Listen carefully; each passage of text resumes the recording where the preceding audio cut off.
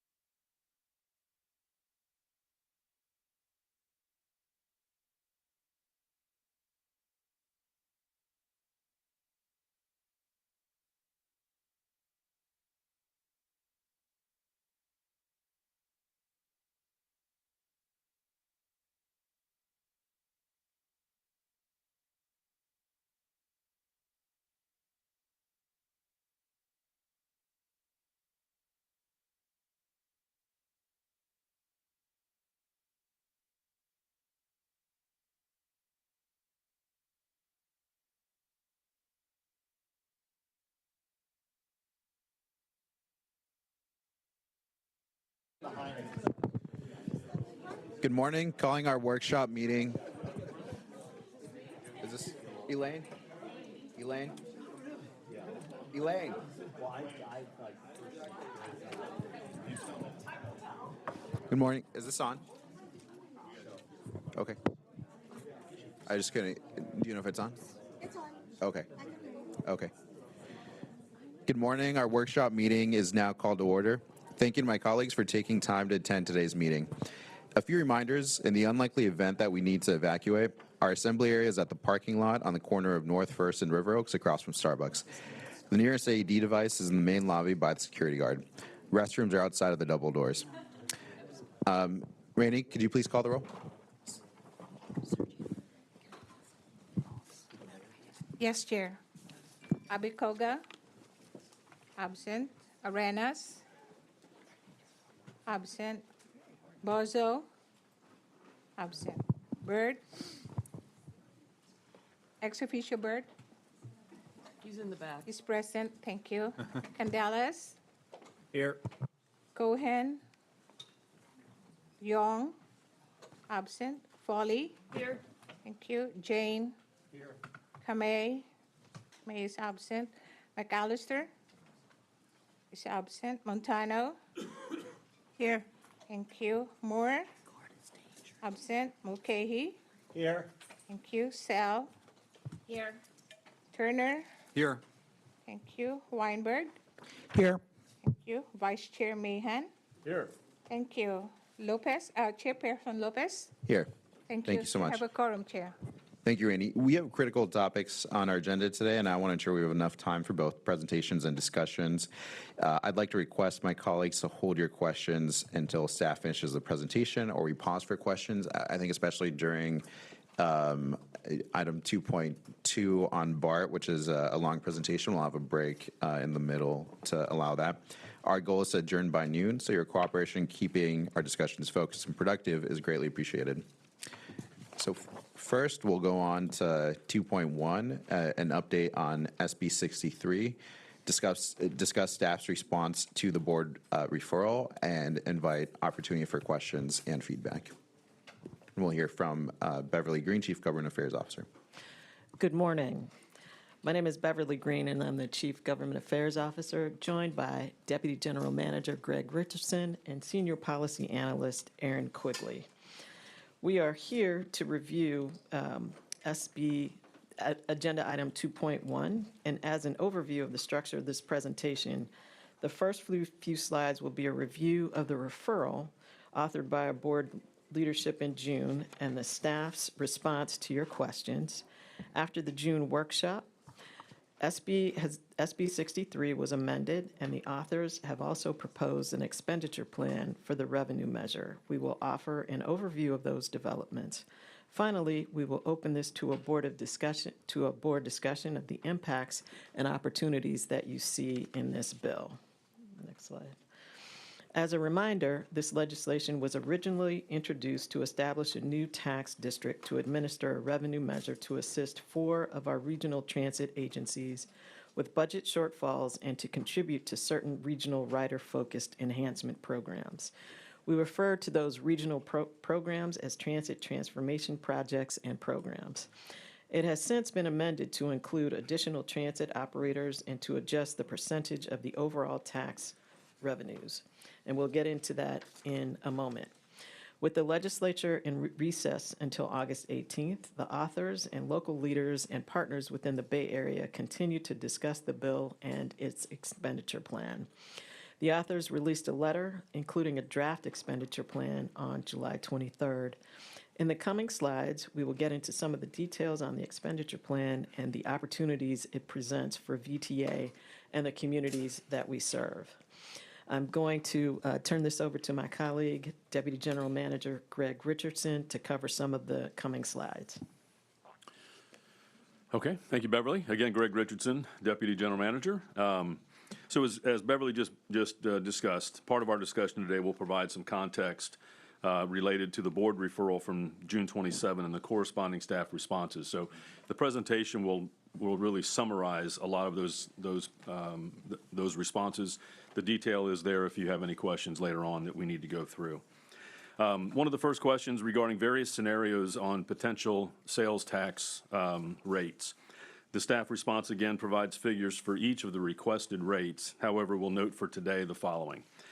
that a half-cent measure would generate approximately $288 million, and that's gross dollars, in fiscal year $28, and appears to be the appropriate level for any measure under consideration. The other thing to consider here is, given the current projected operating deficits for VTA and our funding commitment to Caltrain, a 1/8 cent option does not present right now as a viable option.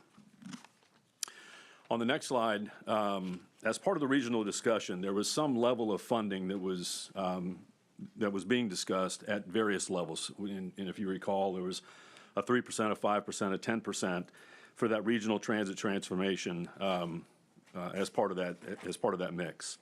From the VTA Santa Clara perspective, the two primary areas of focus for which we will advocate are number one, the transit signal priority, and we see this as a significant element in providing faster, more frequent, and more reliable service to our customers throughout the region. And then also accessibility, effectively looking for ways to bridge the barriers that exist between counties that make paratransit use difficult for many users. Other regional priorities that could have targeted benefits to VTA would be with the fare programs and also regional wayfinding. Now, regarding any potential revenue measure where funds come directly to VTA, and we talk about priorities as it relates to VTA, the single highest priority in utilizing those funds will be the phased implementation of VTA's visionary network. And as I've kind of joked to folks here, I will not match the passion and the energy that Jay Tyree and Janice Soriano Ramos would bring to this item. So if there's any questions that are needed to be answered, Jay's back there, and we'll bring him up when necessary. But I will say this: the significance of this program is to restore and expand the service our county residents and taxpayers deserve, and to enhance and improve the connectivity and reliability with the regional networks our passengers depend on. Restoring service to levels not seen in decades, expanding weekend service, increasing weekday frequency are all meant to improve the quality of life and expand economic opportunity for the residents of Santa Clara County. And this initiative will continue to be at the top of our list of needs as we move forward.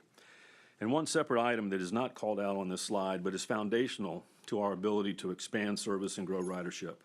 We have to find the most cost-effective means to ensure our passengers and our operators have a safe, secure experience on our system.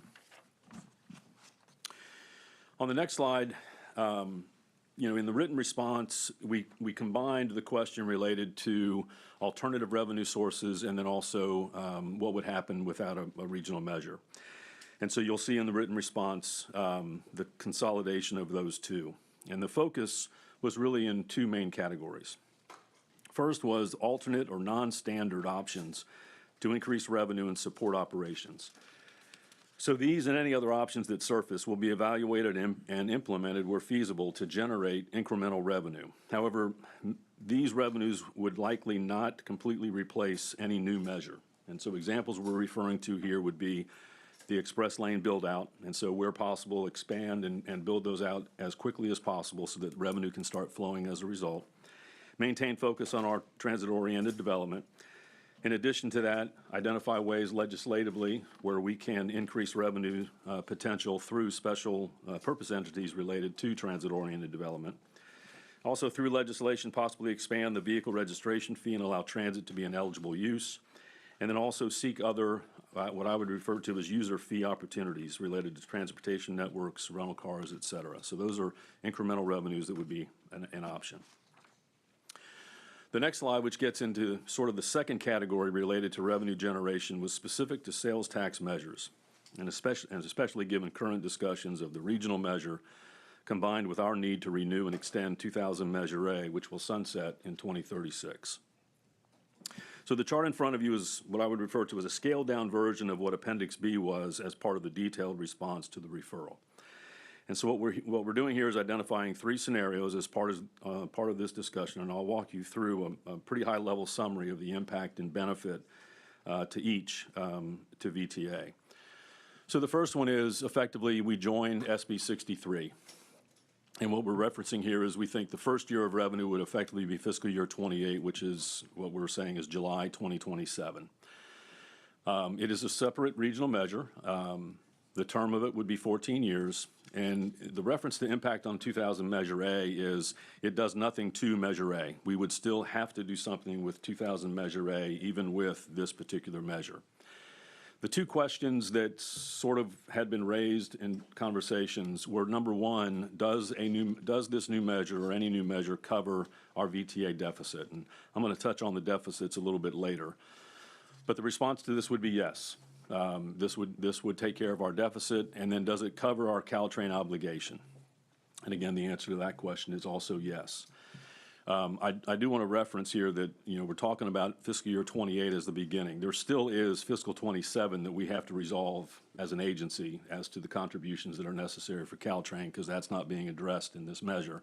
But just so we're all on the same page, that is still something that needs to be addressed overall. But the measure itself would take care of the Caltrain obligation. The second column is what we refer to as a new half-cent Santa Clara County measure. And what this is basically saying is we would do a new measure in 2028, would be the plan, which means it would be effective our fiscal year 2030 is our estimate, which is effectively July 2029. And what this is doing is it's a new measure, 30 years, but keeping in mind that for 6 years, it would be overlapping 2000 Measure A. And then when Measure A sunsets, this then replaces Measure A for the next 24 years. So overall, it's a 30-year measure. So it does have positive impact on 2000 Measure A because it is effectively, in our eyes, renewing 2000 Measure A as we move forward. And again, going back to the two questions, does it cover the VTA deficit? The answer would be yes. And does it cover Caltrain obligations? I sort of put a response on here in partial, again, keeping in mind that this measure most likely would not go into effect until fiscal year 30. So we would still have to come up with solutions for fiscal years 27, 28, and 29 to cover the Caltrain obligations that we would have, depending on what those obligations were determined to be. And then the last item is 2000 Measure A, which is basically just termed a renewal or an extension. Now, I would classify this as potentially an early renewal, and we'll touch on that in a second. But basically, the first year of revenues would not be happening until fiscal year 2037. So this would just simply renew. The current 2000 Measure A would continue until it sunsets, and then this would kick in. So it is the 30-year term. It is positive because it does extend or it does replace the 2000 Measure A. The key questions here, does it address our deficits? The answer would be no. And does it cover the Caltrain obligation? The answer there also would be no. And in theory, this probably also addresses the concept of if no measure is done in the next several years, you're seeing what most likely is the impact by looking at this third option, where if no measure is out there, covering our deficits is probably a no, and covering Caltrain is likely a no, but we'll talk a little bit more about some of the specifics on that. So if we go to the next slide, regarding the implications, I would say to VTA, to our direct regional partners, and our sister agencies throughout the Bay Area without some form of a measure. So for the major systems throughout the region, and I'm using it as an example there, BART, Muni, and AC Transit, a new revenue source is critical to their future. Without it, dramatic service cuts would be felt throughout the Bay Area.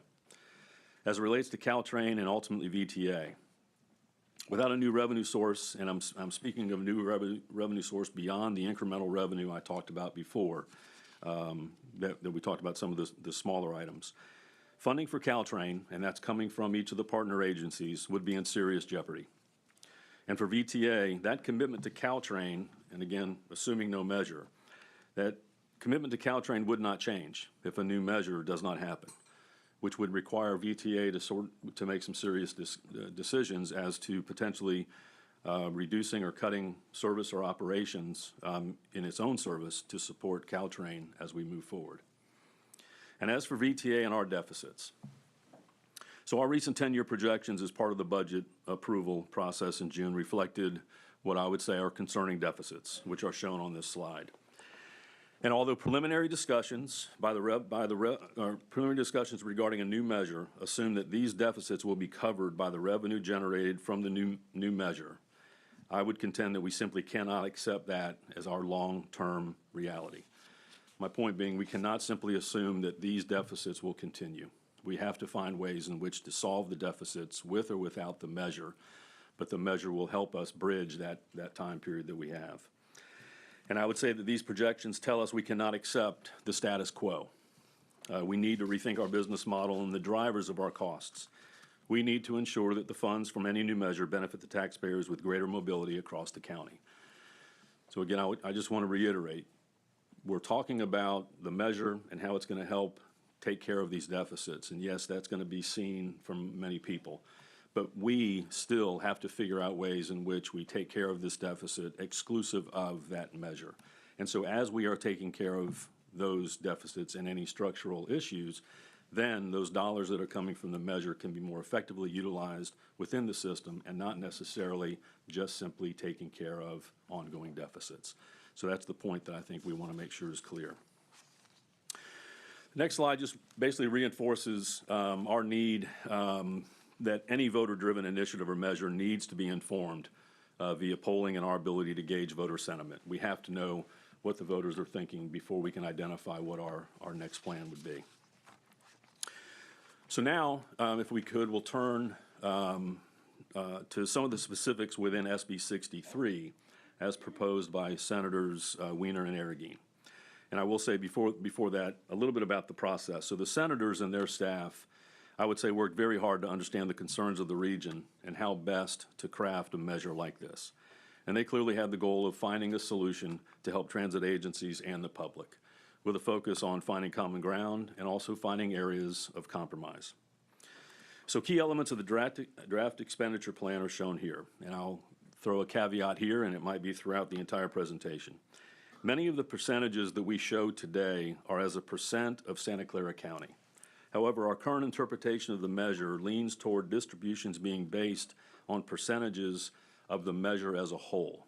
So when you think about the distribution piece, the percentages identified within the expenditure plan are really going to be the drivers, but we're sort of referencing everything as it relates to Santa Clara County as a percentage, and we'll talk a little bit more about that as we go. So on the administrative side, we're looking at a 0.25% of Santa Clara County dollars, and that's really just to administer the program to support the district that would be created in administering these funds. The other piece is the Transit Transformation Action Plan. Again, going back to what we said before, this was one of those conversations that was anywhere from 3 to 5 to 10%. It seems, at least in SB 63, to settle on 5. And it implements some of the projects that we identified previously about transit signal priority, accessibility, fare programs, and regional mapping and wayfinding. So now, beyond those core distributions, you're then left with the remainder, which is, when you think about distributions to specific agencies, BART, Muni, Caltrain, and then also the counties, such as Santa Clara County, those all are going to be shown as percentages of the total measure. So that's how the distribution and the expenditure plan is going to be distributed. So continuing on with some of what I would call the specifics. So SB 63, designed as a 5-county, 14-year measure with half-cent sales tax for all except for San Francisco. They are slated for a full penny. And as mentioned before, the senators and their staff received a great deal of input on many different topics related to this. But based on this board's input, the message was received regarding the level of regional contributions. And as a result, when you think about the original conversations of an 11% off the top going to transit transformation or administration, moving that from 11 to what is now a 5.25% an amount, that ensured that about $200 million of revenues stayed in Santa Clara County. So that's a huge plus for the work that was done by this board and others in ensuring that we reduce that 11% to 5.25%. Now, the other thing about this draft expenditure plan, everything that you'll see published, it expresses everything in 2031 dollars. And that's basically what we're showing up here on this slide. The other thing that we continue to reinforce, and again, based on our understanding, the dollars are not as important as the resulting percentages. Again, keep that in mind. And so as you're looking at this particular slide, The expectation is, using 2031 dollars, that the regional measure would generate $1.05 billion in 2031, of which we're identified that 313 would be associated with Santa Clara County, and then the remaining administration and transit transformation elements. The percentage piece is, I would call it especially important when you start looking at Caltrain. So the measure, just so we're all on the same page, the measure does not guarantee that in 2031, Caltrain is going to receive $75 million. It ensures that they receive, as a percentage, 7.12% of the total revenue generated in 2031 for the measure. So I just want to make sure people are understanding. We're using dollars to identify the impact. But if you look at the Caltrain contribution of $75 million and you divided that into the $1.054 billion total revenue, that's where you come up with 7.12%. It's that percentage that's in the expenditure plan that really drives how much goes to Caltrain. So we're using dollars in 2031 just to express the impact, but it's really about the percentages as we move forward. And on the next slide, one of the more significant conversations that this board has had recently related to the regional measure is the anticipated Caltrain deficit and the fair share allocation from the partner agencies.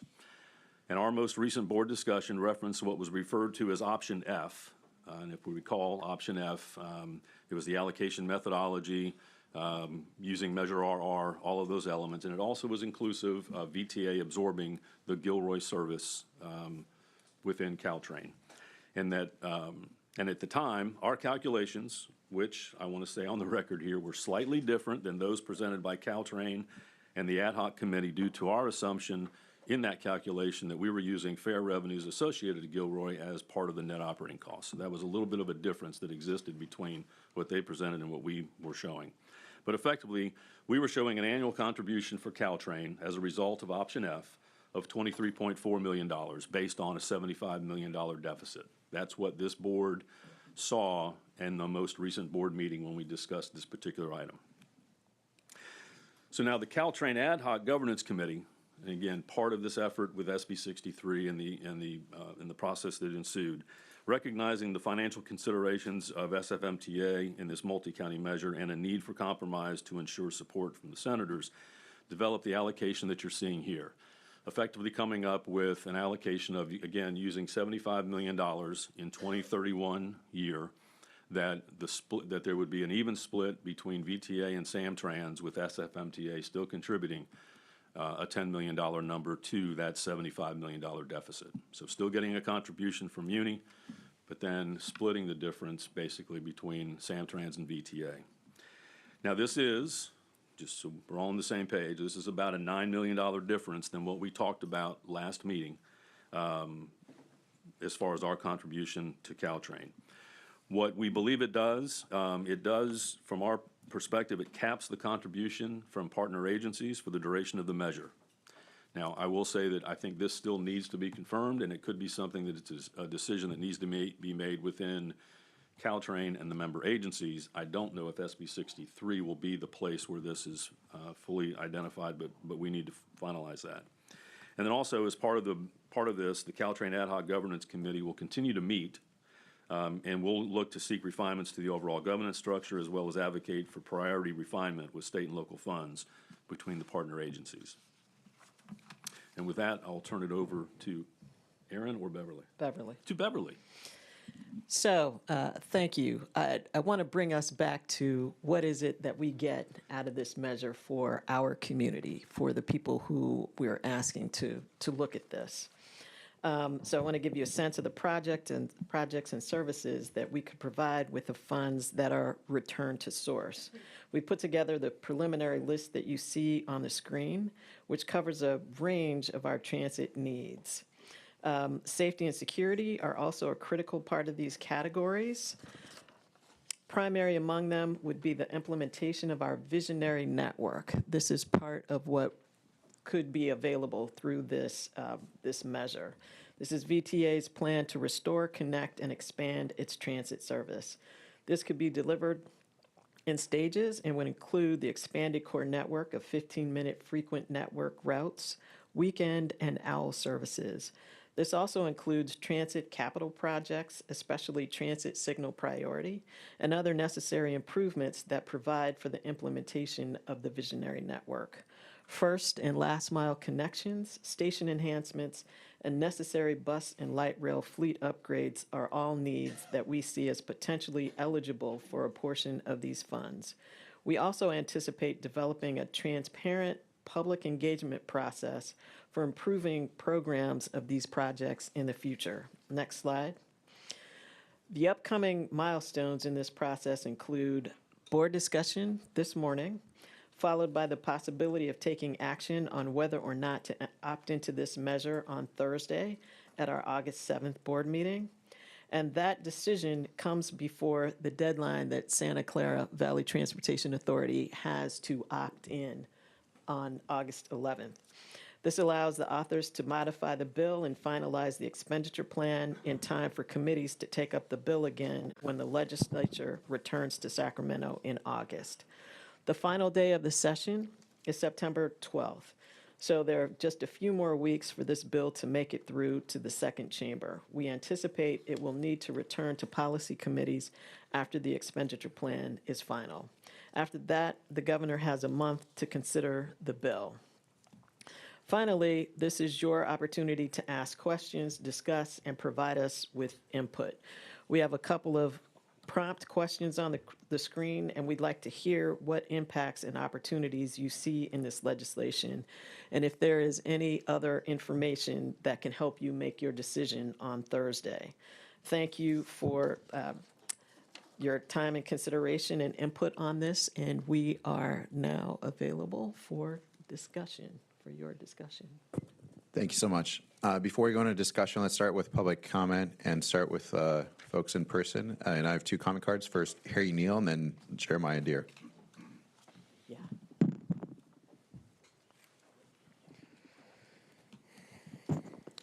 Good morning, board members. This is an opportunity for us like few others, really. You may have seen on Tuesday, I was a speaker at a rally encouraging you all to opt into SB 63. Yes, I was in Spotlight. Thank you for asking. But the opportunity, especially here, that we should be targeting is that some labor groups in the East Bay or a labor-led coalition is pushing for this to be a gross receipts tax instead of a sales tax. Within the other 4 counties, that would be 1.5 times the revenue of a sales tax. Here, that could be much higher. And from the polling that they had, it did poll better than a sales tax. Can we afford to keep taxing our community for benefits that they may not be able to afford to benefit from? When median incomes keep rising, in part because lower income residents keep moving out of the Bay Area, that's certainly something to think about. But on a brighter note, this opportunity is more than just financial stability. This is the first step towards a world-class transit system. Thank you. Thanks so much. We have Jeremiah, and we'll be followed by Jason Baker. Hello, good morning, board members. My name is Jeremiah. I'm a regular VTA rider. I live actually right over the river. I rely on our regional transit system not just for commuting, but to stay connected to the broader Bay Area. SB 63 is a critical funding measure so that we can actually pay to ride and around and go to the grocery store, the doctor, the dentist, to see our grandparents, to see our loved ones, and moving towards a brighter environmental future. This is why I urge you to support Santa Clara County to join the SB 63 Regional Transit Funding Measure at the higher level. It's critical to prevent cuts and improve service across VTA, Caltrain, BART, and the entire system. I also oppose creating a new governing body to oversee regional funds. Public input must be protected. In addition, polling shows a business tax performs better than a sales tax in Santa Clara County. Let's all together invest in a coordinated transit system our region needs and voters clearly support. Thank you. Thanks so much, Jason. Good morning. I wanted to thank Jason Baker with Caltrain, the Director of Government Affairs, and I wanted to thank you all for considering this. This is an important time for transit in our region.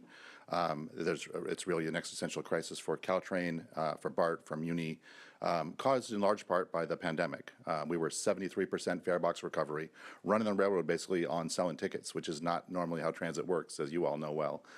Before the pandemic. We're getting back there. We've got our ridership is up, our fare box recovery is up. We think it's still the best in the nation as it was pre-pandemic because people like the new electric trains. I'd ask you to focus on two things as you consider this. First is BATNA, that negotiations thing, the best alternative to a negotiated agreement. Like what happens if you don't opt into SB 63? The Caltrain obligation's still there. Your deficit's still there. And any other option to do this would be at a 2/3 vote threshold, and 2/3 is hard. It's very hard. The other piece is if you vote to opt in at Thursday to SB 63. And Jason, I should have said this before. We'll give you another 30 seconds. I want to do 90. Thank you. Usually I talk faster. Go ahead. As you know. Sure. If you vote to opt in on Thursday, as you're considering this vote, you wouldn't be voting to tax anybody. You'd be voting to give voters in your county the option to save Caltrain, to help you address your deficit, and to bring in substantial new money to help you do all the good things that Beverly just talked about that might be an option for VTA if this measure passes at that 50% threshold. So I'm here if there's questions. Thank you so much for your work on this and for your work on the VTA board. Thanks so much. Now we'll go to online comment, and like I said, let's start the timer at 90 seconds, please. So, Clerk, could you call those who have their hands raised online? Yes, Chair. Before I call the speakers, I'd like to note that Director Kamei has joined the meeting, and we also have written comments already posted on our agenda portal. The first three speakers, Roland, followed followed by Adina, and then Chris. Roland, go ahead, please, and begin speaking when you're ready. Yeah, good morning, Chair Lopez and directors. So what I would like to do is to take this opportunity to caution the board against the staff response at the bottom of page 5, specifically the recommendation to consider repurposing Measure B if the new measure fails. This is basically what happened when your predecessors repurposed Measure A to fund the BART extension. And not only is this unethical, but in the case of Measure B, it's actually illegal.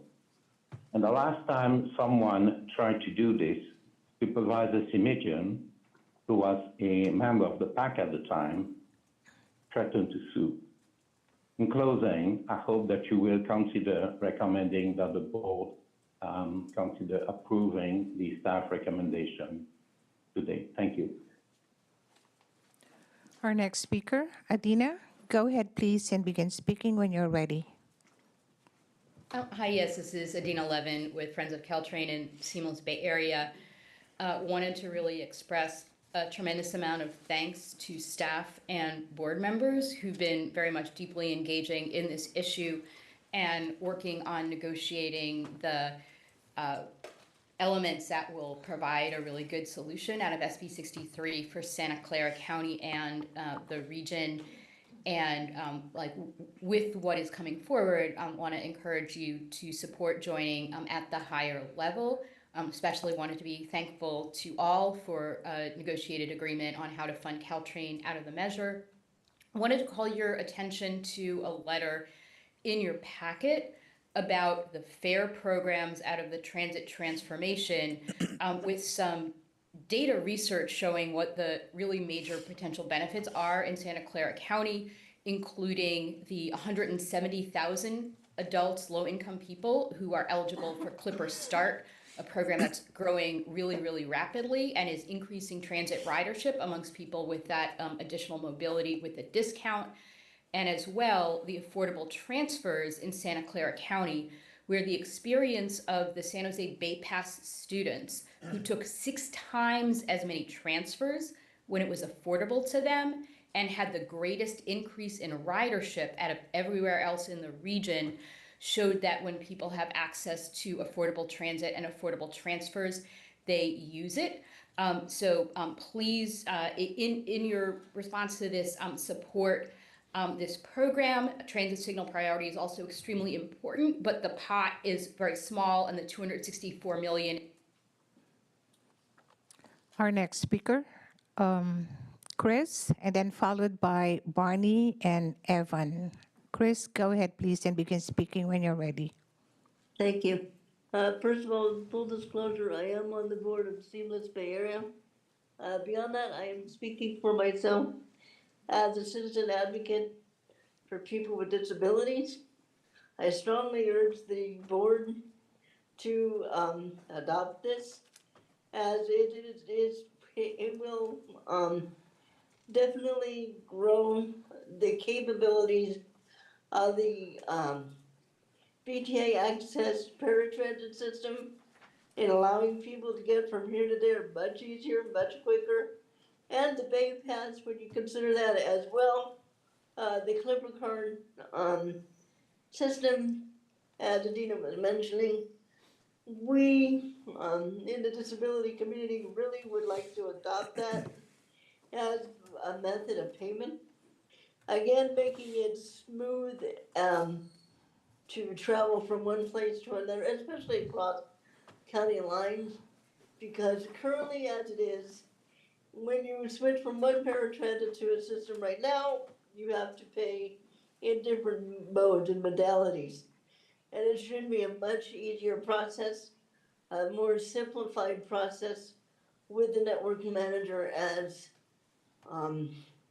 a conductor, if you will, of the process. So thank you very much, and have a great day. Our next speaker is Barney. Go ahead, please, and begin speaking when you're ready.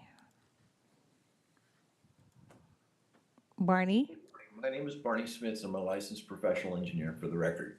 My question is, what percentage of this SB 63 funds might be diverted to the ill-fated BSV2 project?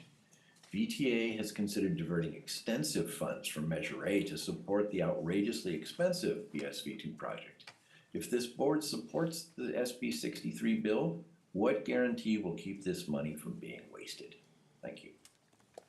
Thank you. Our next speaker is Evan. Go ahead, please, and begin speaking when you're ready. Hi, my name is Evan. I'm a high school student at Basis Independent in San Jose, California. I first want to thank the board for their presentation and their due diligence in making sure Santa Clara County got the best possible deal out of SB 63. I'm really impressed with the statistics they gave and overall how they presented this. I want to say that this is a crucial moment for South Bay and regional transit in general, where agencies around the region are dealing with fiscal crises left, right, and center. We have to remember that the lives and the money in the Bay Area don't stop at any county line. They're through communities, they're through cities, they're inter-county, and through entering SB 63, it makes it so that our region stays interconnected and the transit system through all these counties is consistent and stays functioning for the next years to come and for the several decades to come. Thank you for your time. Our next speakers are Jenny, followed by Adrian, and then followed by Anthony. Jenny, go ahead, please, and begin speaking when you're ready. Dear all and staff, personal comments. I'm Jenny Michelle, a native and resident of Menlo Park, a public transit advocate and user. But you don't know me. I'm physically disabled. I randomly passed out and I just had open heart surgery. Driving is not an option. I'm 46 years old. I'm reliant on public transit to get around. Work-wise, I have an office in Palo Alto and manage assets in Mountain View. I use Caltrain, VTA, AC Transit, BART, and Samtrans. Our middle-aged school son utilizes Samtrans and is obsessed with all things transit. Clearly, we support SB 63 at the half cent or business tax level, and just to note, we're actually super huge fans of the light rail and are planning to take it today. Thank you for all of your work on this matter, and we look forward to you supporting this measure. Next speaker, Adrian, go ahead, please, and begin speaking when you're ready. Good morning, directors. My name is Adrian Brandt. I'm the chair of the Caltrain Citizens Advisory Committee, speaking as an individual.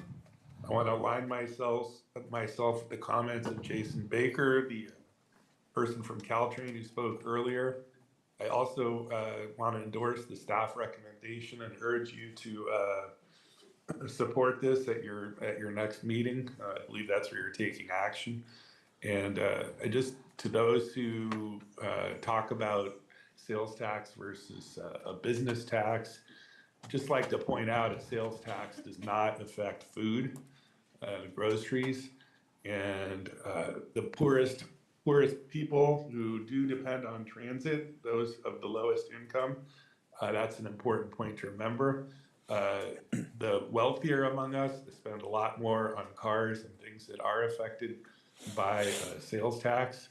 And just for perspective, our current president is implementing tariffs that affect food, the cost of the food that all of us must buy, including those of low income.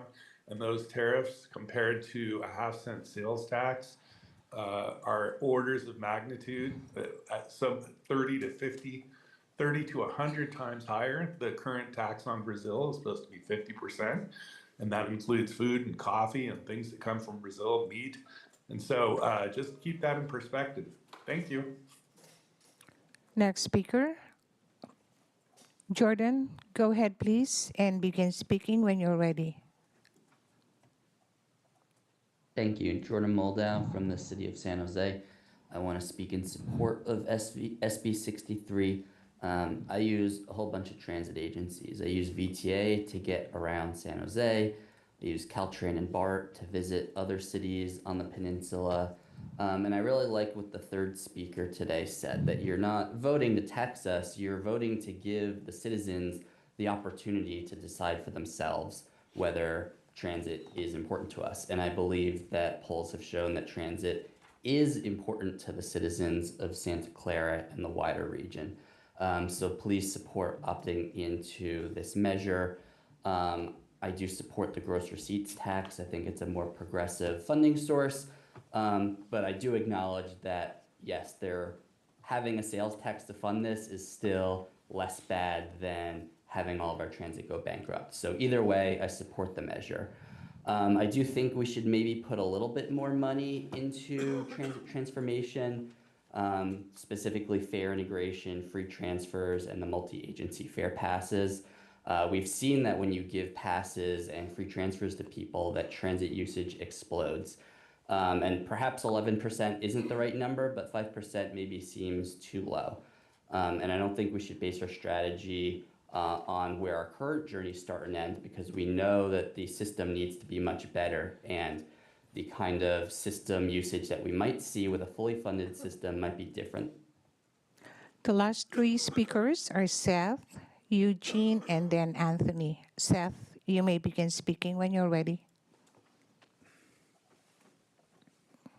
Hello, my name is Seth Barbary from West San Jose. I'm a constant rider of VTA, Caltrain, BART, AC Transit, Samtrans, Muni, all the agencies in the main San Jose, Oakland, San Francisco area. I'm not just a VTA rider. However, I do live and frequently use VTA the most. I heavily encourage VTA to join SB 63, hopefully with the gross receipts tax, because that is the way we can get the most money for VTA's visionary network. I'm heavily excited for what VTA is trying to do. And if they truly want to accomplish that goal, they need to put their money where their mouth is. Part of that is opting in with the rest of the region together, because if we don't, we'll be left out. And especially with this transformation going on, it's heavily beneficial. Tons of SJSU students have benefited from Bay Pass, which is part of regional efforts. VTA should not be going at this alone and to join in with regional measure. Thank you. Eugene, go ahead, please, and begin speaking when you're ready. Good morning, VTA board members and staff, Eugene Valley, Silicon Valley transit users. I echo all the comments that have been made so far, in particular Adina's and Christine's. Just from some perspective, recently, where I grew up, New Jersey, their state legislature and Governor Phil Murphy passed a corporate tax to help fund New Jersey Transit, provide much needed funding for that agency, one of the largest in the country. Like I said at the rally recently, this is a great chance for the Bay Area to really show folks that government can come together. While I do have a couple of issues with SB 63, I need to look at the bigger picture here. Like the REM classic rock song, right now everybody hurts, and there really needs to be healing, especially given the fact our federal government wants nothing to do with real people nowadays, given cuts to Medicare, SNAP, etc. So I appreciate VTA staff putting together a proper presentation urging the support for SB 63. Like I said, even though I got a couple of issues with it, I want to look at the bigger picture. Everybody needs funding right now. Otherwise, we're going to end up like places like Pittsburgh and Philadelphia, who have threatened to cut service to over half of their downtown, half of these people. Let's do it right. Thank you. Thank you. Our last speaker, Anthony. Go ahead, please, and begin speaking when you're ready.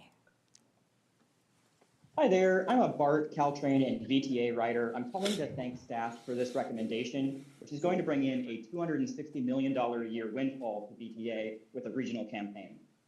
Regarding the transit transformation priorities that are laid out, I really want to urge you to reconsider supporting the discounted fares and transfers, accessibility, and wayfinding priorities. Now, these are things that really need to be coordinated regionally, and they don't benefit from any state or federal grants that could provide the money another way. In contrast, the transit priority, which is currently about $5 million a year, wouldn't go very far compared to spending that money, say, on wayfinding. Wayfinding money would directly benefit VTA through funding the sign shop. But once again, please consider the expenditure plan for the transit transformation, supporting these regional transit transformation priorities. Then finally, about 25% of the total measure is slated to go to VTA through this return to source, $260 million.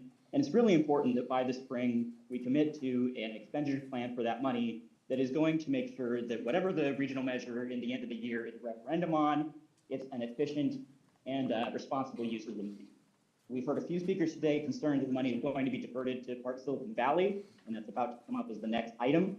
I really think it would behoove VTA to commit to not doing that in the expenditure plan. Thank you very much. That is the last speaker, Chair. Thank you so much. So before we go to comments or discussion, I just want to say a few words to frame. First off, this is an information item. There's not a decision before us today or a recommendation at this point. And really, what we've attempted to do with this process is to give as many opportunities, checkpoints as possible. Nearly every meeting we've had for the past few months, we've discussed this. And it's really to give all of you a chance to answer your questions, air out. We've also, when we haven't taken a board position, there's been plenty of concerns that have been raised. And so what I want to share is that in meetings we've had with the bill authors, at the staff level, and at the GM level, many meetings in between, we have aired the questions and concerns that have come up among board members, chief among them being return to source, but others such as the administrative fee, how this will work, how we can protect the funding. And so that's what you see reflected here. And that's the delta that you see from where the legislation started out at that 11% number not being return source to now being 5.25%. So I just want to highlight that even while we've still been discussing, and we've been very clear in all our discussions that there's not a formal board position, that's the work that has gone on. It's really reflected all the questions that have come up here. So I encourage you to take this opportunity. We have this workshop. We will be considering a formal position, whether adopted or not, at the August 7th meeting. And so anything else that you need, whether it's answered now or more information that you want to bring back by the August 7th meeting, I encourage you to share that with staff so we can have a robust and informed discussion.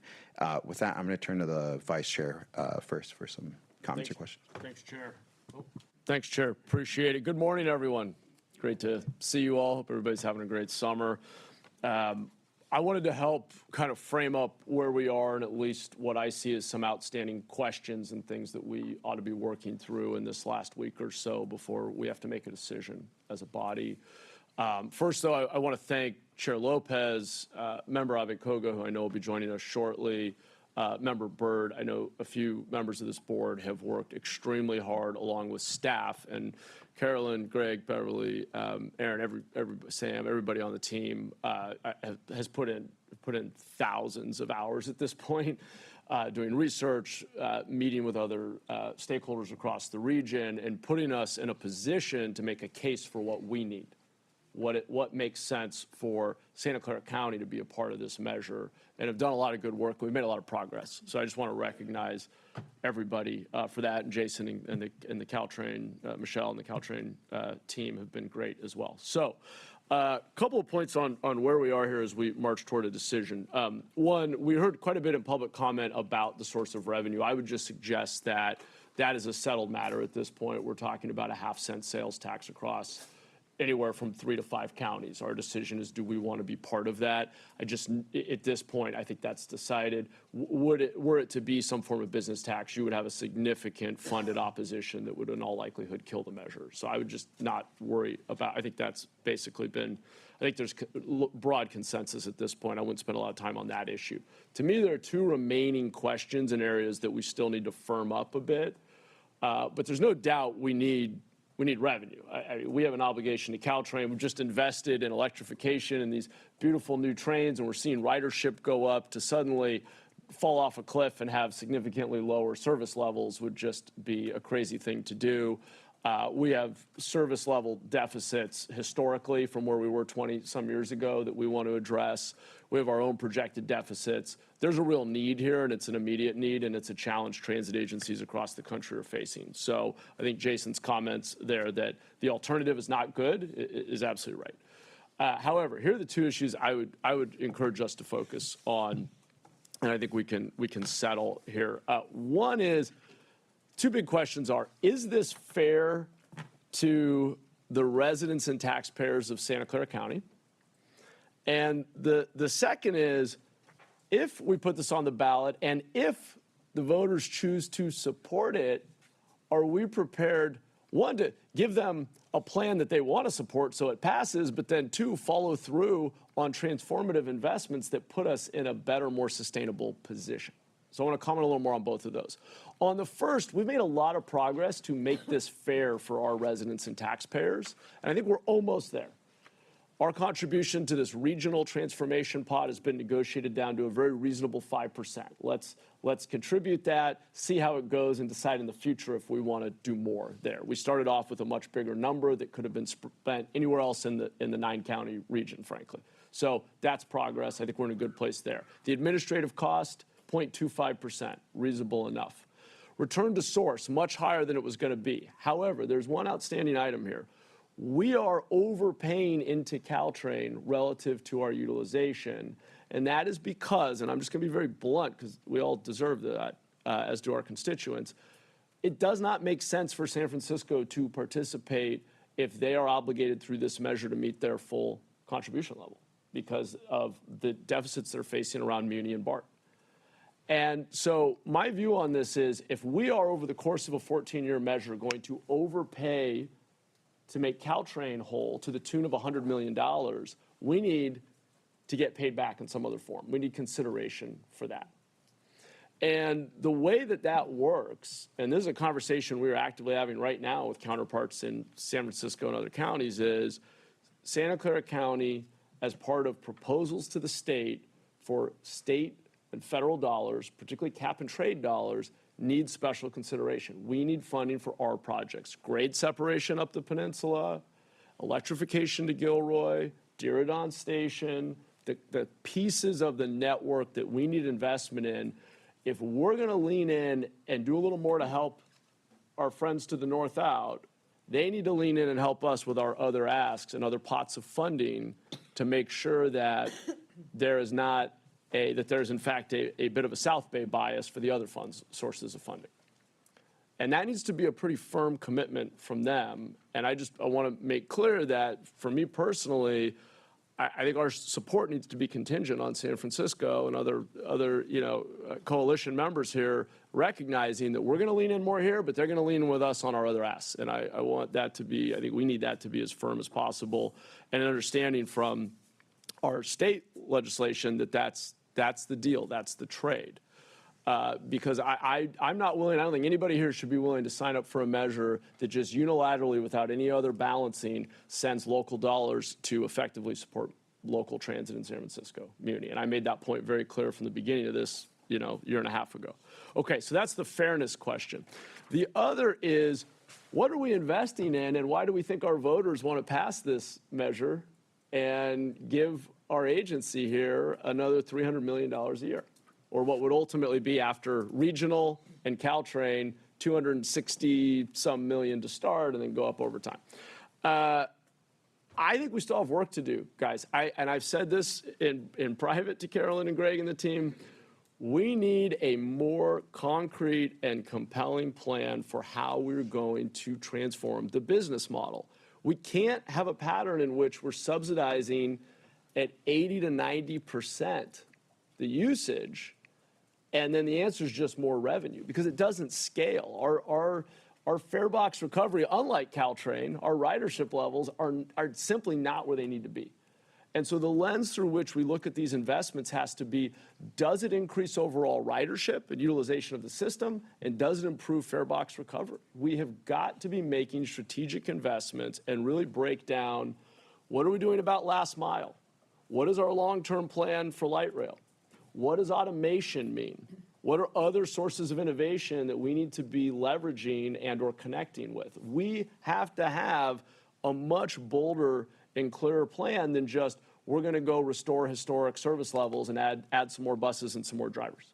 All for more buses and more drivers, but fundamentally, our current rate of subsidy is not sustainable. And when this money runs out in 14 years, if we're still where we are today, we're in real trouble. We're going to have another big fiscal cliff. And then what are we going to do? So I want to really push us, and I know we're not going to have all the answers in a week when we have to make this decision, but we'll do our part, chair, vice chair, staff, to come back to you all in a week and have more confidence that SF is going to back us up around what we need from the state for our funding needs, because that has to be in, from my perspective, from the fairness side. And then we all collectively, I think, need to work with our staff and, frankly, hold staff accountable for giving us a more compelling pitch for why the voters should give us another $300 million, and why we're going to be in a better place in 14 years, a more sustainable place. It doesn't mean we're just hitting another multi-$100 million cliff and start panicking again, right? We need real transformation. So I just want to lay that out as what I see as really the big decision or questions before us. Sorry for going on so long, but this has taken a lot of my headspace over the last 6 months, and I just thought you all deserved to get that readout. So, Chair, with that, I'll cede the floor. Thank you. Thank you for your comments. And it just brings up on that second point, just to reinforce and contextualize that, my commitment would be any kind of expenditure plan discussion for how the local funds would be spent, that is a public and open process, and we'll really be looking, if we go down that route, for board member feedback in shaping that. So the direction of staff was to bring in some early preliminary ideas, but it really will be an open discussion and ongoing process, again, if we go down that path. But incredibly important to have transparency and accountability around how that money will be spent in a transformative way. So with that, I'll go to any questions or comments from the board. Yeah, maybe we'll just keep going down here. Director Kamei. Thank you so much.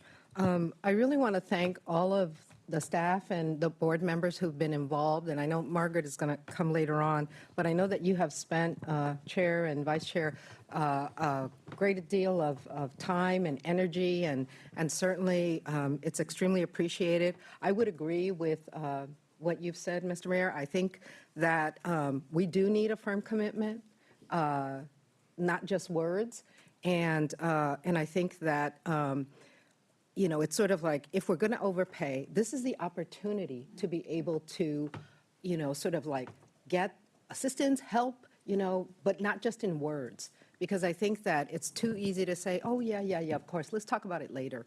But I think that it is something that we need firm commitment on. So I agree with you there.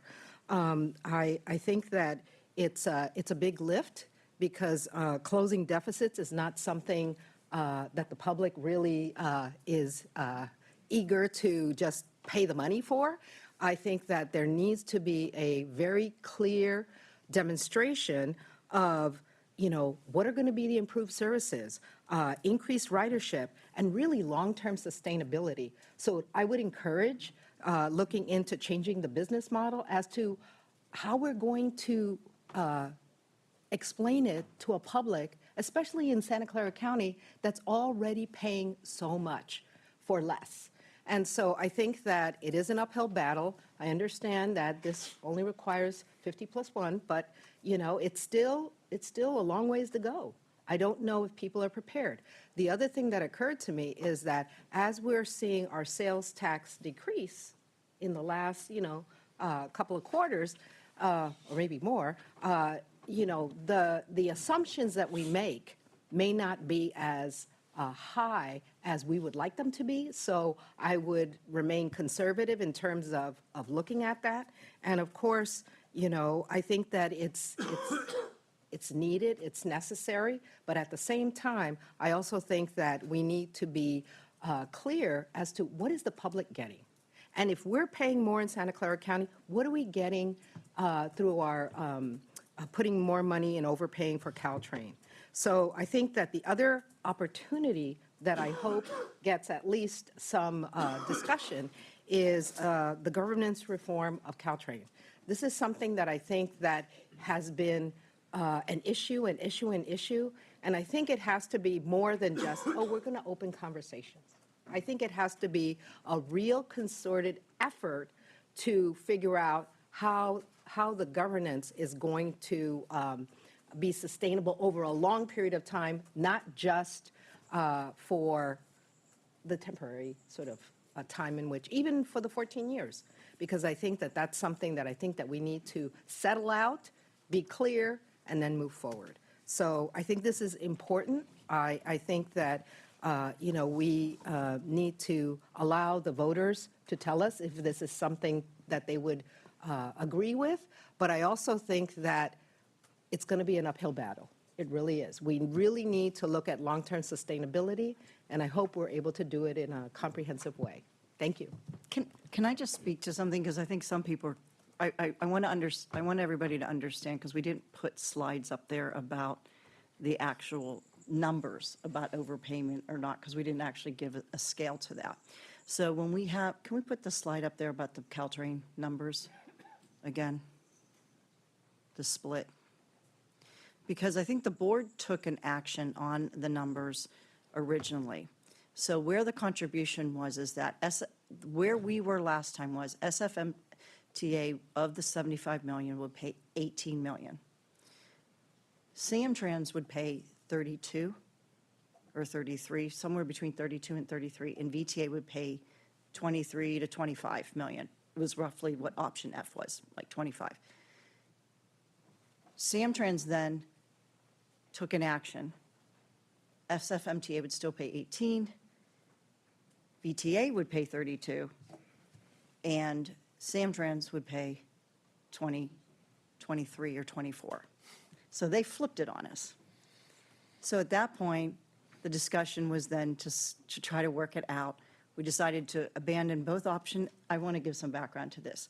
Abandon both option F for option B. And at this time, because we need to make a decision, because the expenditure plan had to come out for discussion in the regional level, that it ended up that they split the difference.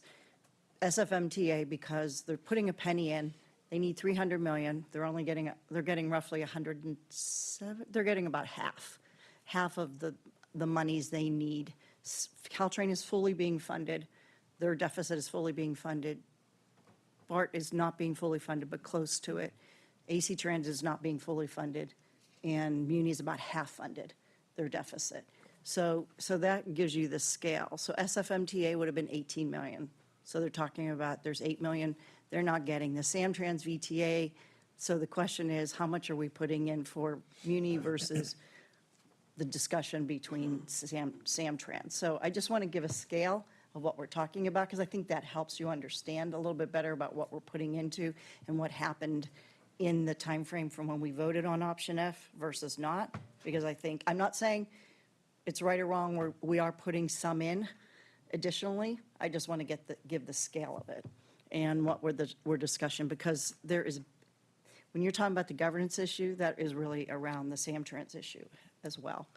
And that's the frustration as well that you're feeling, and that this board feels, and that Margaret feels, and all of us feel here.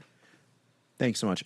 And it's a great point about some of those questions. Do you want to go, because she just walked in, hopefully she had a minute to catch her breath, but go to Director Abakoga, who really also has put in a lot of time and work on those governance discussions, just to share her experience. Thank you, and thank you, Chair. Apologies for being late. I'm glad I just made it in time. And I'm hearing that the Caltrain piece is being discussed. First of all, I will say I very much appreciate the comments that are being made. And thank you, Carolyn, for providing some of the background. The governance issue with Caltrain, there's a long history to it that I'm even still learning. As you know, with Measure RR, the board engaged in discussing governance. And as we've seen, there's so many different documents, MOUs for the last 50 years that have been in place, and there's still a lot of cleanup to be done. So I was appointed to the ad hoc committee, and I think we started our work in March. And when we started, we had big plans to clean up all of the governance issues that were remaining. And then as we moved forward and we were given this deadline for SB 63, we really realized we had to hone in on this item. But I think we all know there are many other pieces to governance that we still do need to work on. In the end, when we voted on what the various points of our agreement at our Caltrain board meeting last week, I actually had asked that one of those points would be a commitment for all three agencies to come back after we finish SB 63 to resume our work on the other items with governance. So there's a lot of issues. I think you've heard, managing agency. Samtrans is the managing agency. They want it in perpetuity. Nothing's really supposed to be in perpetuity. So there's the issues like that we need to continue to work on. I was actually concerned that if we resolve this issue on the funding, some of that would just be put to the wayside and never brought up again. And so I asked that be included, and that is a part of this. So there is a commitment to work on this. I will say, and I've heard the comments that it has to be more than words, and I agree. I think we have to frankly work on trust building, because I've been told that, over the many decades, there's a lot of agreements, even like on paper, that are not being followed. And, one I'll bring up, because it keeps coming up, is that someone back in the day from VTA agreed to pay for all 4 trains to Gilroy, but we're only paying for 1 right now. So that's what's on paper, and that's what's being done. And so, I've been told, there's a lot of commitments that were broken, X, Y, Z. So honestly, I just think all around, we really need to start and from fresh and, build that trust so that we can find a path forward, a more positive path forward. And you'll see in our points that we agreed to last week, that's another one that was included. San Mateo, feels like they saved Caltrain at one point, and I'm told that they did do quite a bit, and they wanted acknowledgement, and so we included that as well. But acknowledging the past, but finding a path forward, moving forward was what our intent to do. So as long as I'm around, I'm committed to trying to help work on these governance issues and trying to come to resolution. But I think, as Carolyn mentioned, in terms of the contribution, we had 2 different formulas. we agreed to one, Samtrans wanted a different one. What we came up with in the end is really splitting the baby, and it's frankly what the senator put out there. And so, this is what the senator's proposal is. And for us, it's just to decide whether we are willing to go with it or not. And same with Samtrans. I think, that's their decision that they have to make, and I believe they did take a vote on it. But for me, this whole legislation comes down to, well, what are our alternatives at VTA if we don't go with this? And I think we've said it, I've said it many times, I don't see other more positive alternatives. And so I want us to look at the big picture and, what we can gain from being a part of this. Yes, we all have to give a little. I think as we've been discussing this at MTC and other boards, we realize that and weigh that with, what we can gain. And I think the benefits are quite substantial. And so I personally am supporting moving forward with this. I know there's some question about San Francisco and their part and us contributing to them. I think the mayor may have already mentioned it, but there's other components, like there's cap and trade funding. And I did talk to the senator and asked him, for his support in prioritizing our projects when it comes to cap and trade. And he said he would be, very supportive of that. So I'm not sure how much more, what we can get in writing, but I feel very confident. I feel pretty confident that that commitment's there. And I've had some conversations with some of the San Francisco folks, and given where they are with their project, and we're frankly ahead in terms of readiness, I think they acknowledge that we could go for first. So again, I think there is some overall understanding, and we're coming together. I think we're getting close. So again, I would say this is a good way to go. I don't know if anyone brought it up. I will say, I think, I know people know about it, but the one wrinkle, I guess you could call it, is that the County Board of Supervisors next week on the same day, on the 7th, will be having a special meeting to discuss whether we need to we will go out for a sales tax measure to fund the cuts that we will be facing with the federal government's cuts, mainly to Medi-Cal. So that it's been weighing heavily on me how this might affect the voters' feelings about another measure, but I think there's just not a lot of other options, frankly, for all of us. So, but I just wanted you to be aware of that. Thank you. Thank you. And I just want to take a second to recognize the incredible leadership that Director Abacoga has shown on the Caltrain governance discussions. I think the progress we've made in the relatively short amount of time she's been leading those discussions has been really astounding. So thank you for your work there. I want to keep going down the line. Director Mulcahy or Director Weinberg, anyone else, or just raise your, go ahead. Thank you very much, Chair. Thank you for the presentation. I mean, there are a lot of people to thank, the leadership of the board, our members who serve on the MTC. Clearly, there's been an awful lot of effort that has been put into this, and I just wanted to acknowledge that. Let me get to some more detailed questions that I have, maybe members of the public and others also have. Mr. Richardson, I know that you invited us to look at overall percentages rather than numbers. I find that very challenging because overall, I think to do our job to oversee and decide whether or not it makes sense to join SB 63, we do have to get into some of the numbers. And while I am generally in support of transit transformation, the concept of it and the projects that are being proposed in particular, it would be really useful to me if by Thursday of next week, staff is able to get us some actual numbers for some of the things that we want to accomplish with transit transformation. 5% out of all the money being raised, 5% is a small number. But if you're looking at $15 million a year for transit transformation, That's $150 million over 10 years.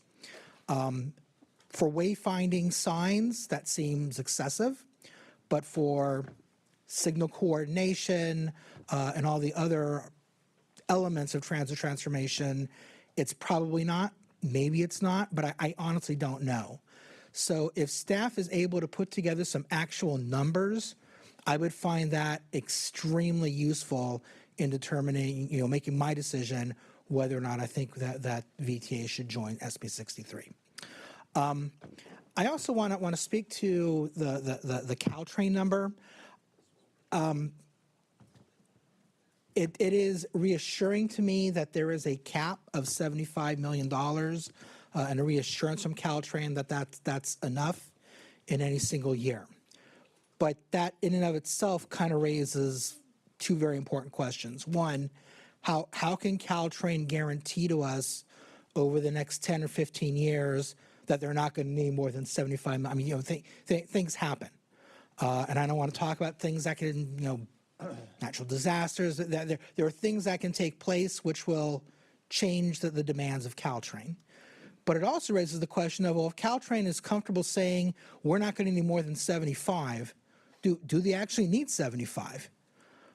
Maybe they need less. What if out of SB 63 funds, Caltrain is given $75 million, but they don't actually need all that $75 million?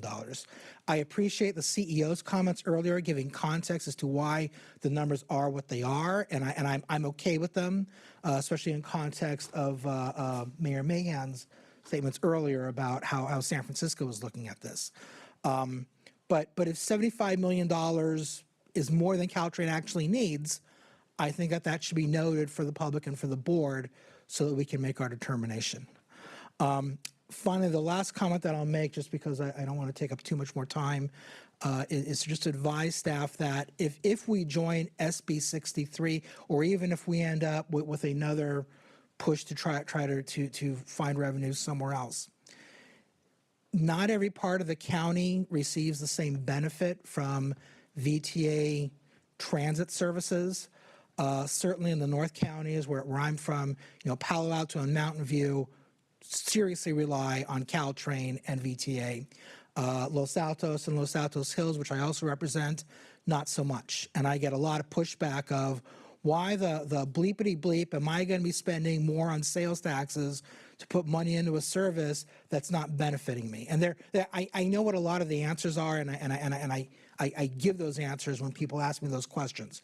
But it is a sell that has to be made. So whether we join in on SB 63 or we're going to the voters in another manner, help my colleagues to give us the tools that we need, because those people vote too.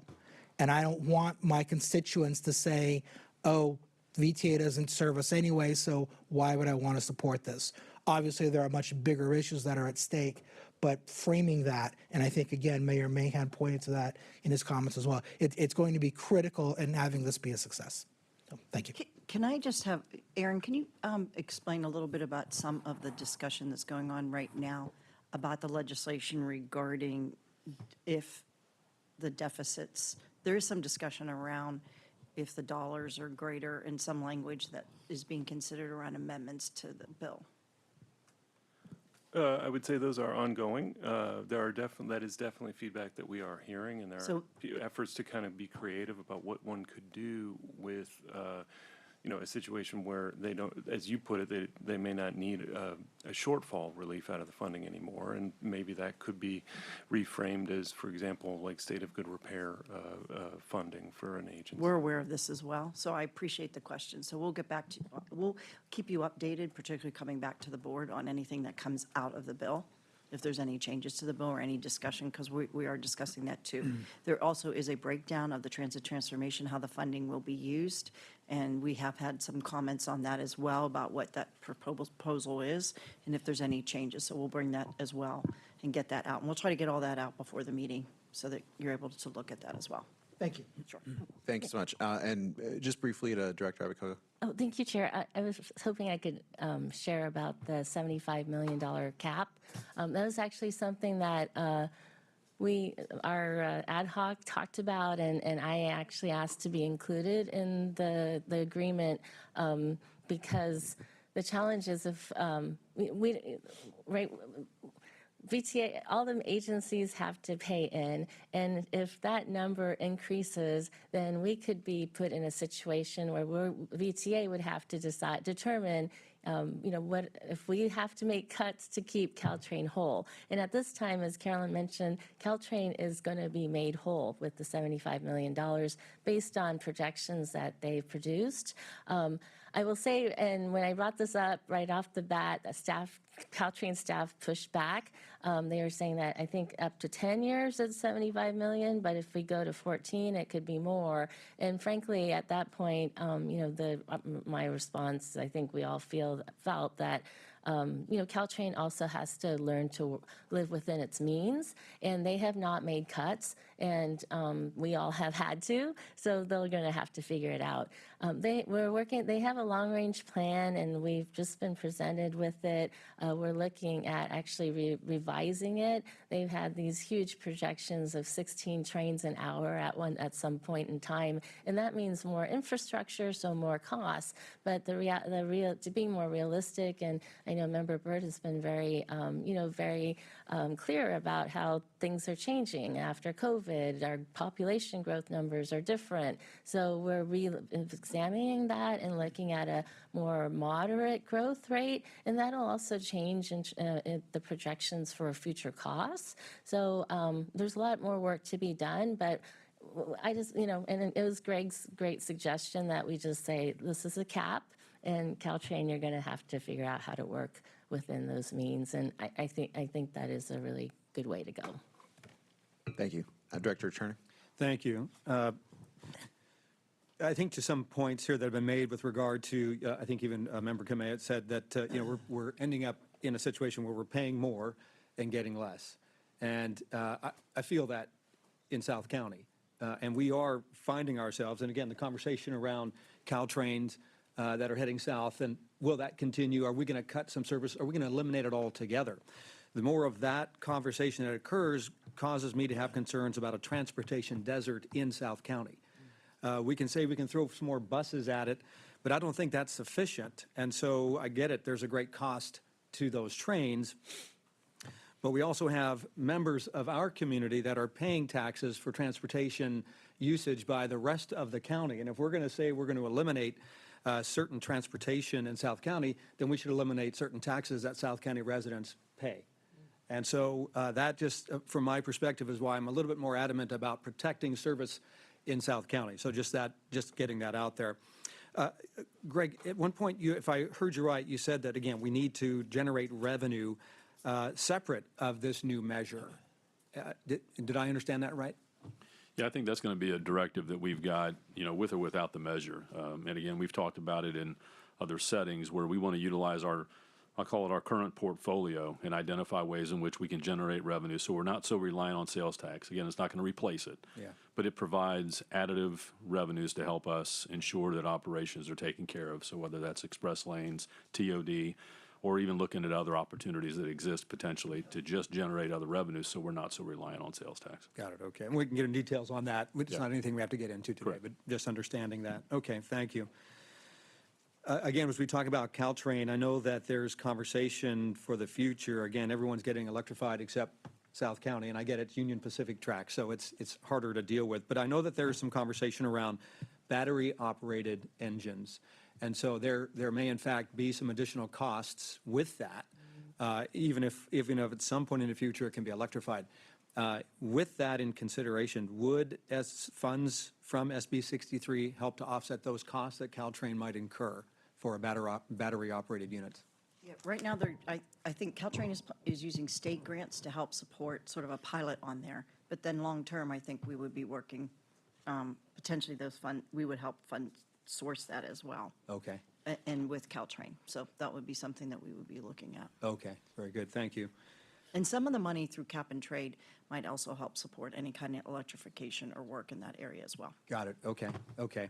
There was a caller who made a comment, though, about the battery, I'm sorry, not about that, whether or not any of these monies would be used to pay for BART Silicon Valley Phase 2. Is there any concern there? Is that something that would be considered in the future? No. Okay, so those, their concerns have now been put to rest. Should I say that louder? That's right, There what's that? is no intent to use any of SB 63 for BART Phase 2, much to the chagrin of Tom McGuire, possibly. Okay. But we are not using it for BART Phase 2. Okay, very good. Thank you for that. And I think, as others have said, I mean, there's a question we have to ask is, where does this end? I mean, we cannot keep going back to our constituents, to our residents, over and over again, asking for more tax money to fund transportation, knowing that it's just a never-ending ask, especially knowing now the county is considering coming out with a sales tax measure. Cities, we're one of them, that are also facing a budget shortfall, that we're having conversations around what is that revenue generating opportunity going to look like for us.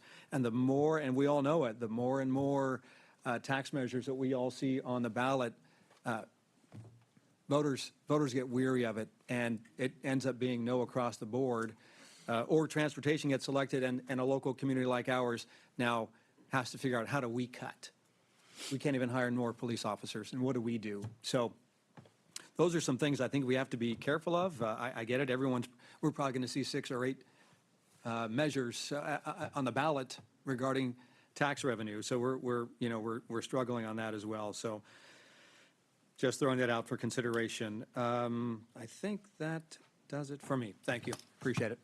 Thanks so much. Director Foley.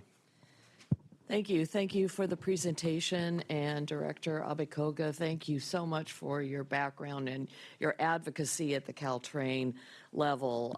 Also, well, Mayor's not here right now, but I will thank him for really honing in on the 2 issues that are important, and one is what is fair to Santa Clara County residents.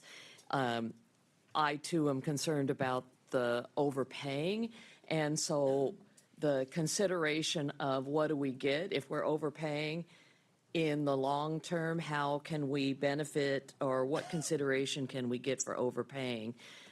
I like that idea a lot. How do we make that happen? Is there something that you can bring back to us, Greg, next week as consideration of, if we overpay, which we are paying, we're not paying our fair share, what might we be able to get to benefit us, South County and other regions in the VTA realm in our area? A lot of people had questions about the funding mechanism, so I'm glad to hear that the sales tax is a definite source of funding. The other sources have a lot of concerns for me as it relates to our businesses. We cannot overtax our businesses. They're going to fail.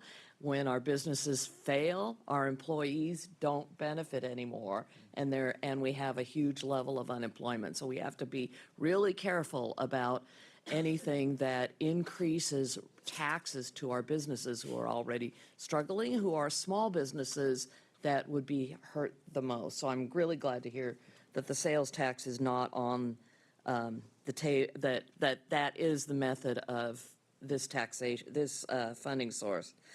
We're going to be debating this next week, so I don't want to debate it right now. I just had one more question and 2 more questions. When will we actually see a spending plan for the funds? I think that's really important that we have a good plan of how we think we're going to spend these funds in the future. Our community deserves that if we're going to go to them and ask them to tax themselves, to echo the mayor's point. And assuming we approve this next Thursday, what prevents the authors from changing the bill to a point that we no longer accept it?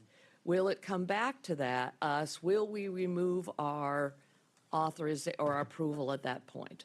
And I think there's always a lot of horse trading going on in the legislature. So what are the risks of that? And when will that come back to us? Because I think that's critical. That's all I have. Everybody else asked all the questions I had. Thanks. And does staff want to respond to the questions that were raised? No, go ahead. Beverly or Aaron, do you want to answer the question regarding the bill? We've been very clear with the author staff around making sure that whatever our board agrees to is what is in the bill. We will continue to be very close to it. There are, obviously, the final will be on September the 5th, but we've been very, very clear, and we've been very clear. And we So- can, So I put a finer hear point that. on it. I think some of us in our personal capacity, were there to be any funny business in it to fundamentally change in a bad way for our county, I think a few of us in our personal capacity might raise money to go kill the bill. So I think there will be good, faith all around because this is a team effort. We've all been negotiating in good faith. You're right that sequencing-wise, us approving this and then the legislature ultimately having the final say is a little bit of a risk, but I think it's pretty clear that with how this is polling, everybody's got to be in the boat together. You can't start having an organized opposition and have this thing pass. So we retain leverage in other ways. Thank you. And to take it further, if that seems to be happening, that they're modifying their bill beyond what we have accepted, we should all know about it so that we can then activate it, our contacts in the legislature as well, and our government, and our local governments too. We will keep you apprised. Appreciate it. and I'll just address your first question. My clear direction, I'm open to feedback, including next week, if this should be different. I feel very strongly that the board should really take a leadership role in that expenditure plan if we really want to see the level of transformative service that we do. And so I specifically did not ask staff to bring a specific kind of close to final expenditure plan because that should really be an open discussion to give us the opportunity to weigh in the manner in which I think we all want. So that would be a process that comes back before the board. Thank you. Thanks. Director Sell, do you have any? Yeah. I just want to thank all the board members and the subcommittee and the staff to put us in a position in which SB 63 would be, could potentially bring so many funds if it passed to VTA in Santa Clara County for services that would be essential. In the letter from Wiener and Armageddon, it mentioned like the distribution of the funds, and it shows VTA getting 25% of the funds. So it is some of the largest distribution, and probably because a lot of the money for this comes from Santa Clara County. In the future, I think, or right now, I think there should be a focus on the governance so that in the future, that percentage doesn't change from 25% to like, I don't know, some other a lot smaller percentage. So that would be a concern for me that what accountability could put in place. I think in the letter, it also mentioned that, quote, for example, the language regarding financial efficiency review is being finalized. Also, San Mateo County partners have expressed a desire for additional accountability measures. So I know with like successful measures that we've had in Santa Clara County, we've said X percentage goes here, X percentage goes there. And then the measure passes and we have oversight, and that oversight ensures that the percentages are matched and they can prove to the voters, and the voters can see the projects being done which match what they what we said it would go towards. So I think that accountability here and that accountability in the future is very important to credibility of these measures and credibility to people who will vote for it. And I just think that is really essential. So I hope that in this week that staff can work on negotiations in terms of that governance, in terms of that accountability, because I think you've put us in a very good position. But I wouldn't want a future oversight, whatever, of this measure to change that, not in a way, direction that we would want. So that's my main concern. Thank you. Director Candelas, you have any comments? No, thank you. Thanks, staff, for your presentation and the work to get us to this point. You know, I think, especially with regards to the tax dollars coming from our actual residents here in the county, and the also briefings leading up to this, I think given our needs and the opportunity to expand and improve services posed during the presentation, is making the prospects of joining in and supporting and backing SB 63 more and more beneficial for our residents.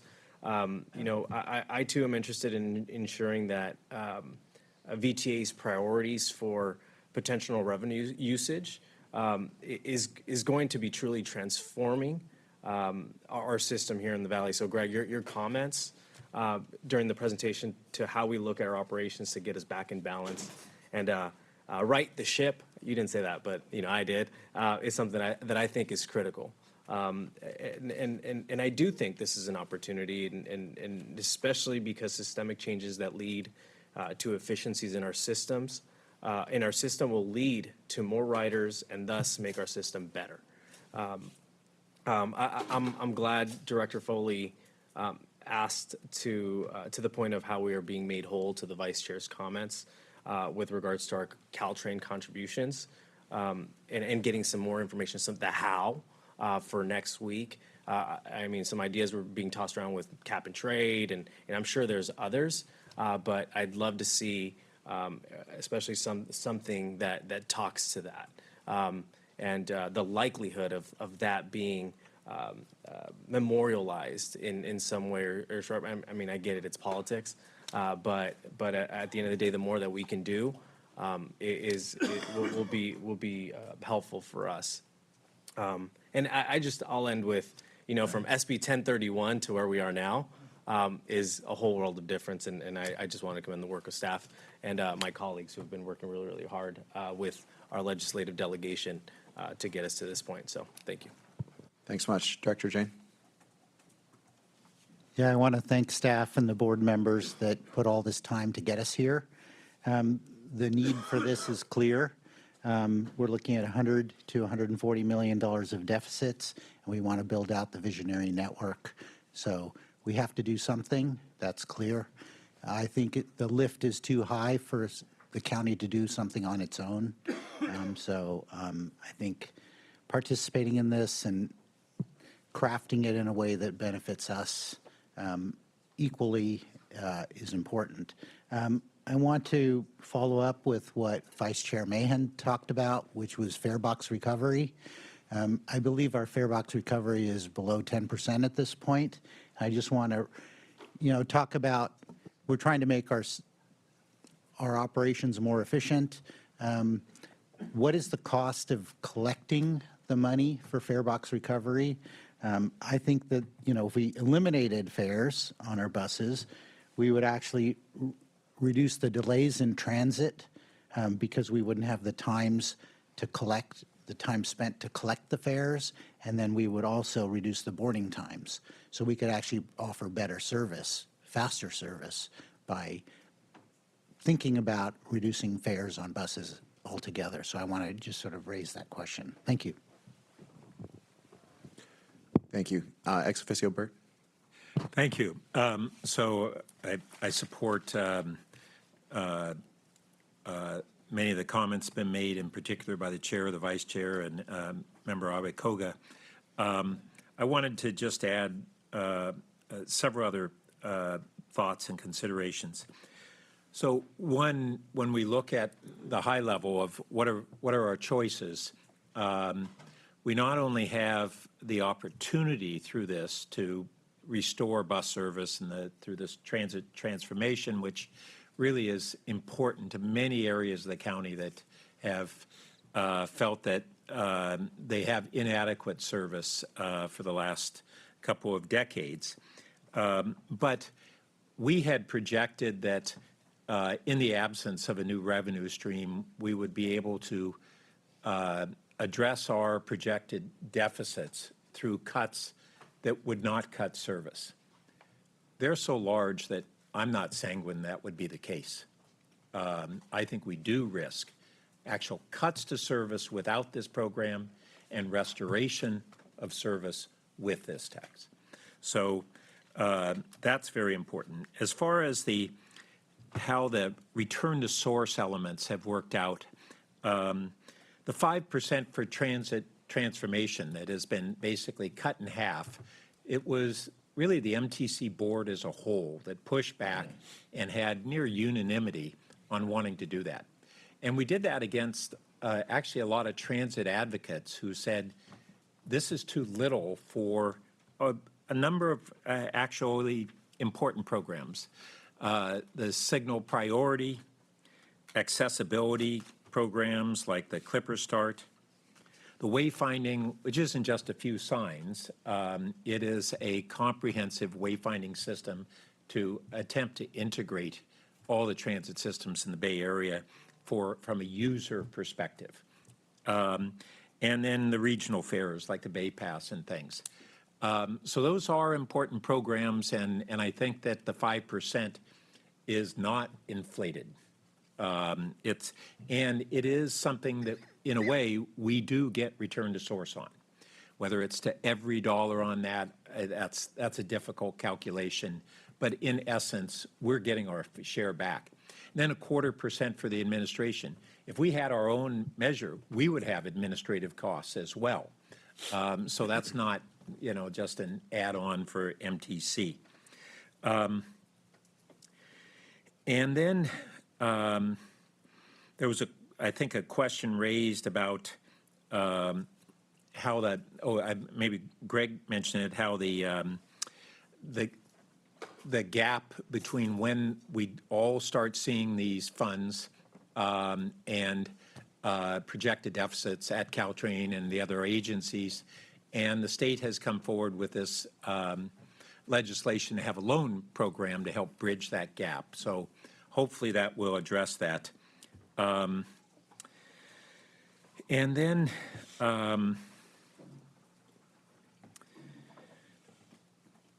I also wanted to raise the concern that Director Abakoga mentioned when we look at this issue of what is the fair share on the Caltrain contribution. As Mayor Mahan noted, he's been working hard to really get us cap and trade dollars that would compensate for that.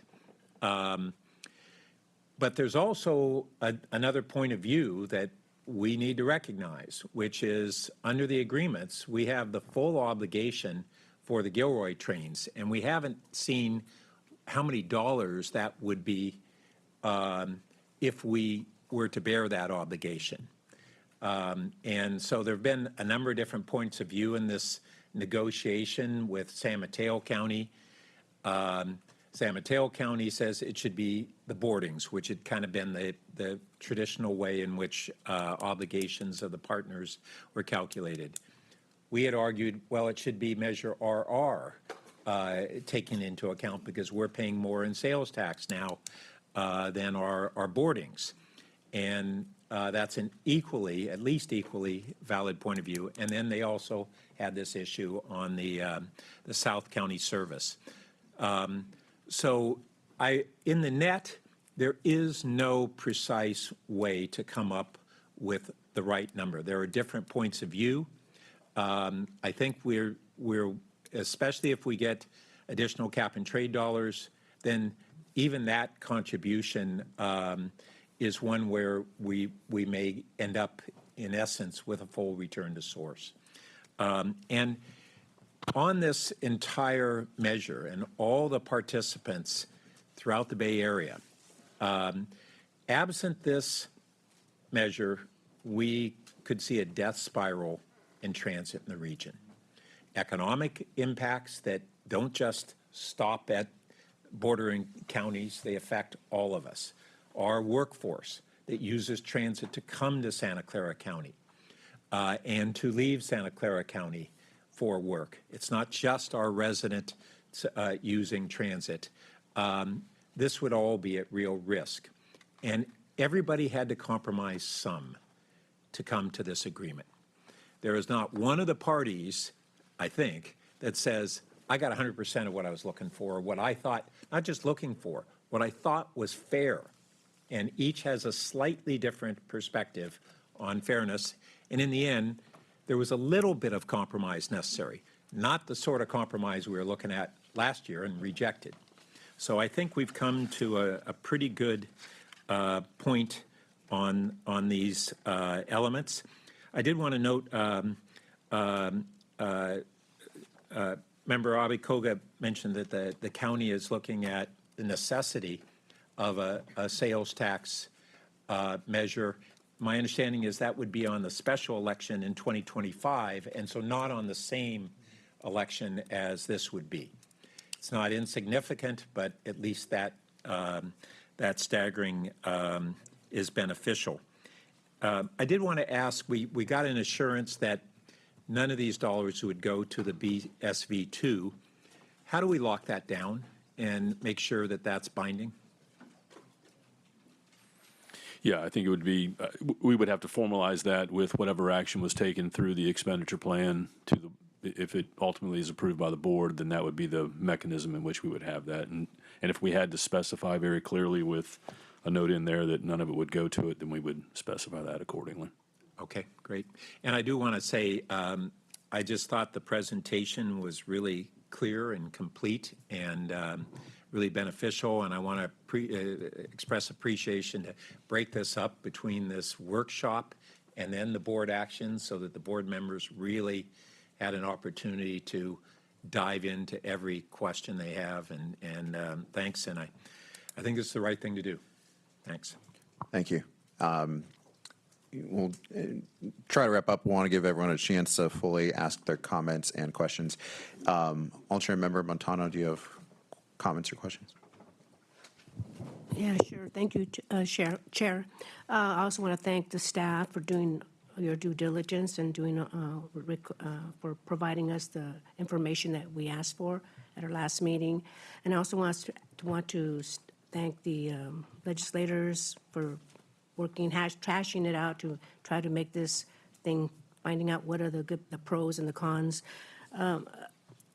What comes to my mind is I've always been an advocate for the working poor, and you know that most of the people that take transit and the buses, it's mostly the working class.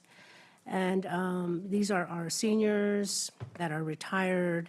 These are our disabled folks. These are our students, and of course, the working poor.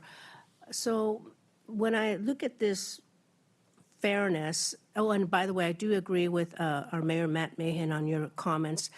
We need to have a progress to have progressive fairness. We also have to have a return to source and making sure that Caltrans is also that they pay their fair share. So also the students are the ones that have been using our bus system.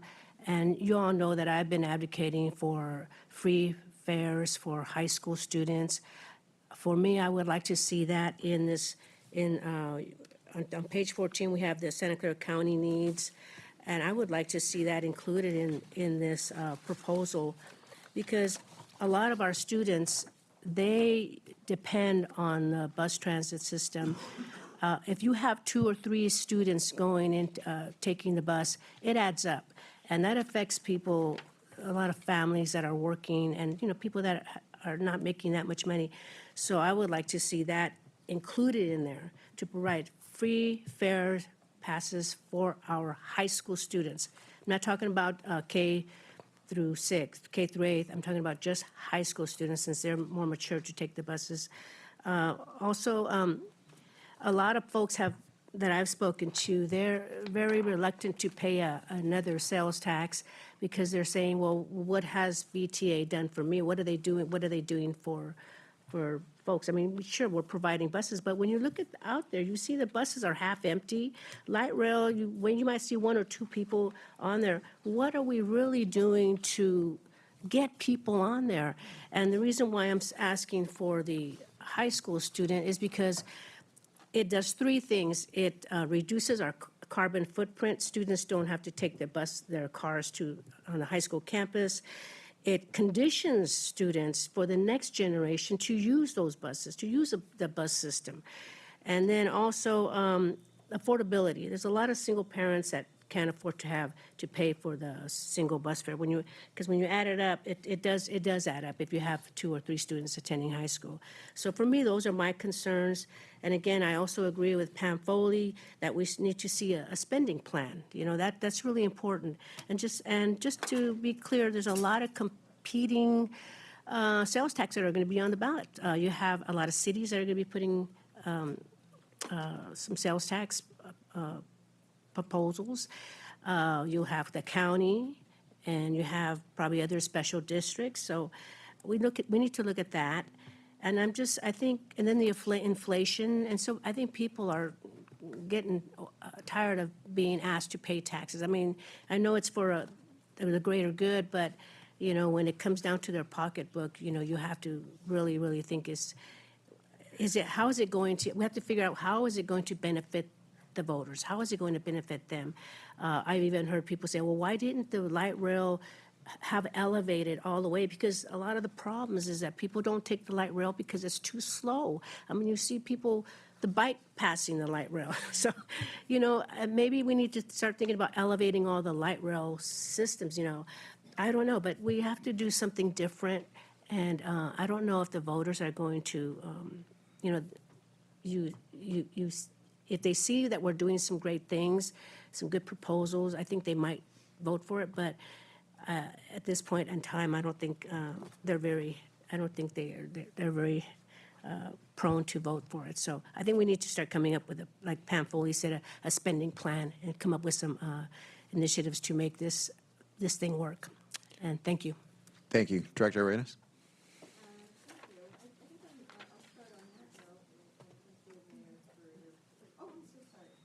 Forgot. I'll start with the comments that our mayor just ended with, and that is really to do with how do we really prioritize the amount of money that we are hoping to acquire through SB 63. And I know that we have some priorities outlined, but I'm not comfortable enough with the level of detail that we, actually, I would need a lot more at this point in terms of the transit signal priority, the accessibility, the fare programs, and the regional wayfinding.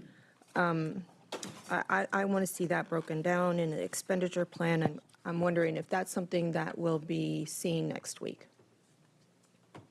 I see a slight nod from Greg.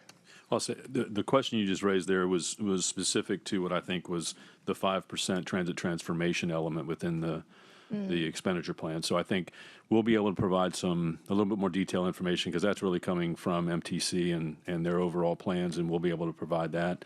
I think we'll work on developing a little bit more granularity with then the funds that would be returned to source for VTA of where those dollars could be utilized. Mm-hmm. And again, the only caution I've got there is we're just balancing that this is a citizens initiative and we don't want to get too far ahead of our skis in this process. But I think helping everyone here understand the priorities that we've listed as categories, getting a little bit more specific in some of those in some of those items and dollars, we'll be able to provide some of that for next Thursday. I get that. Maybe I'll take a step back because I know that there's some folks who have said there's had to be some compromises at the table. I'm wondering, first of all, what those compromises have been. What's the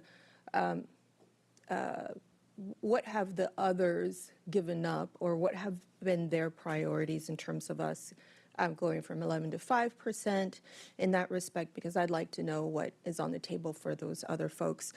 But now that you're talking about your skis getting crossed, by the time that this funding got down to the east side of San Jose, we didn't have any skis left at the bottom of the hill. That's why we have the last extension to light rail happening just now over at Eastridge. And when we talk about who's actually using public transportation, those are folks who are working class. Those are folks who don't have a car. Not the folks down on South Side, Almaden, none of those folks who have an option to, if anything goes wrong with their day, they can hop into their own car. And so I think we really need to make sure that we have a purpose and a priority in mind. And for me, it's always going to be those folks who need our service the most. We are a public entity. We provide a public service. I'm a public servant, and so I'm at the will of our community. And what our community needs the most is where I will sign up. And so that's what I'll look for is, are we actually supporting our community? We have a visionary network plan, and that's going to outline some of the, restoring some of the services to some of the highest historic sources. And I want to know, how are we going to fund that? How are we going to get to some of that past highest historic service level so that we can continue to hold trust from our community that we are providing the service and that they're not getting into their cars and traveling on the freeways. Specifically South County, we have, you've heard from a number of folks already. I'd like to see what that commitment level is to South County, very specific to the commitments to the east side of San Jose. And I'd love to see what our service levels look like to begin with. And I apologize, I came in a little bit late, but I think we always have to figure out where are we doing really well and where are we not. And if there's a lot of use in some places and not in others, why is that? Is it because we are providing more service levels in certain parts of our county and not in others? And is that because of past investments and not because of need? And so one is the actual use and then the actual need. I obviously represent a very different part of the county than my counterparts do. And so whose voices are going to be the loudest in terms of how this money is going to be spent? Even among us here on the board, we all have differing communities and interest. And so when we continue to go back to the table and negotiate with others in terms of who gets what, or the senators, the authors of SB 63, how are we actually advocating? Are you advocating for me, for my community, for the interest in the poorest, the east side, in the South County? I don't know that I've heard that just yet. And so that's what I'll be looking for next week. If there's an opportunity for me to hear about it now, I'd love to see why we landed in terms of the negotiation where we are right now. What do those other interested parties, what are they interested in, and what are we negotiating? I'd love to know those level of details if there's some feedback that I can get now. Director, I'll offer that I don't know if we're in a position today to have that lengthy or that detailed conversation, but we'll prepare for next Thursday. I would offer that although I don't think we'll get into the details, Jay's here, but I'll ask that Jay Tyree, during the course between now and next Thursday, find some time with you and others here as well to go through that visionary network to understand who we're really trying to address, the impact it's intended to make on the community, and help you understand and others a little bit more about what that could mean to those who I think you are most interested in. So if we can do that between now and Thursday, I think that would be helpful for you for next week. I would love that, because I would love for my community to actually put on a pair of skis, and be able to use public transportation in a way that I think honors them. Thank you. Will do. Thank you so much. Director Abakoga, I know you had a chance. Okay. And Director Mulcahy, did you want to add anything? Go ahead, please. Thanks, Chair. So I, appreciate the leaders that have been in the middle of addressing our position for VTA and for Santa Clara County on on the measure. And I first want to acknowledge Vice Chair and Mayor Mahan starting us off by expressing some of the quiet parts that oftentimes don't get said out loud. And in speaking about the fairness issue, putting pressure on San Francisco and to the north to support our future needs, such as being prioritized with cap and trade, evening the scales of what we're potentially committing to on SB 63. And then posing the broader question of what VTA programs of service look like in the future. Automation, technology, AI, increased efficiency cannot be bad words for this organization, its management, or its labor partners, especially if we opt into SB 63. And if it passes, we have additional resources to manage our partner obligations and shortfalls, our own shortfalls, and implements the visionary network. The added goal should be to think and plan more deliberately of what we can do to meet the real future needs of transportation in our community. So with the future in mind and the fact that I don't have a vote next week because I'll be back to being an alternate, I did want to just voice a couple of things that I think are about the here and now. And I'm looking at Greg and Carolyn and others that I've had this conversation with, and I think it goes to some of the things that other colleagues have talked about, especially Member Montano. In the meantime is, a lot of what we're talking about is lack of ridership. And, VTA really must prioritize the experience today. A clean, safe system that encourages ridership, commits to a sense of pride of ownership of the assets under its leadership. And, as a private property owner myself, I know all too well clean, well-maintained, wins the day all the time. In my district alone, we've got more than a majority of our stops that just do not look like there's pride of ownership. I think there's a contract with Clear Channel that has 600 sites under management that are an embarrassment, frankly.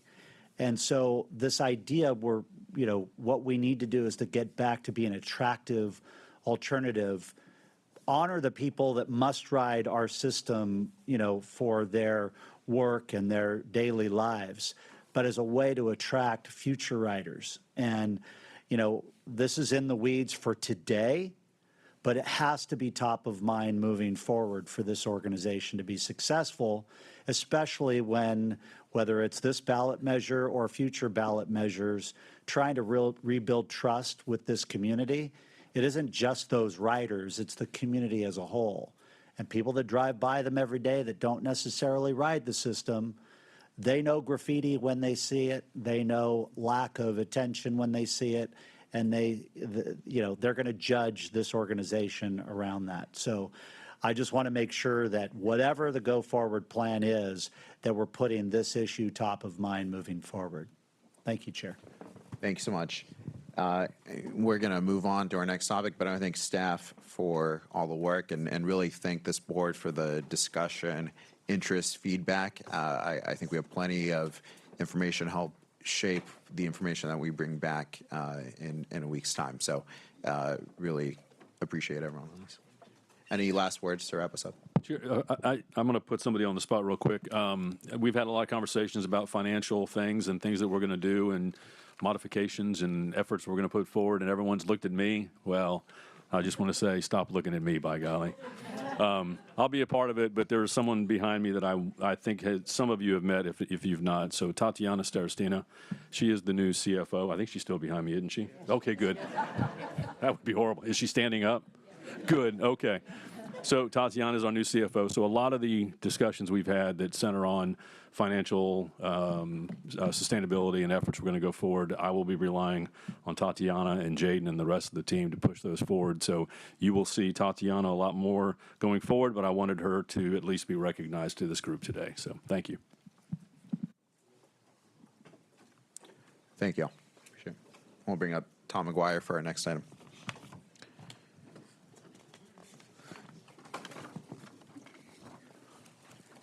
So this will also be an informational item while they're getting set up. 2.2 is an update on Level 3 cost savings for VTA's BART Silicon Valley Phase 2 extension project. And we'll get kicked off from Tom McGuire, Chief Capital Mega Projects Delivery Officer. All right. Good morning, directors. Thank you for your patience. We're going to do this item. We're going to make sure we get through this presentation in less than 30 minutes so that you've got an opportunity to ask us questions and have a discussion. Today, we are not bringing you an action. This is an update on the efforts we're making to save costs and to bring the BART Silicon Valley project within budget so we can move forward with our application for federal funding. We're going to be sharing an update, an overview of the cost-saving work we're doing, the work that some of you are familiar with as Level 3, and Monica Bourne, our program director, will explain more about both the process and how the budgeting and analysis work. We're also going to have a deeper dive on the technical issues from Sarah Wilson, our construction director, who will be talking about all the different options we've analyzed, the way in which we've costed them out, and importantly, some of the impacts, pros and cons of the impacts they might have on communities here in Santa Clara County. As you've heard before, I'm going to jump ahead here.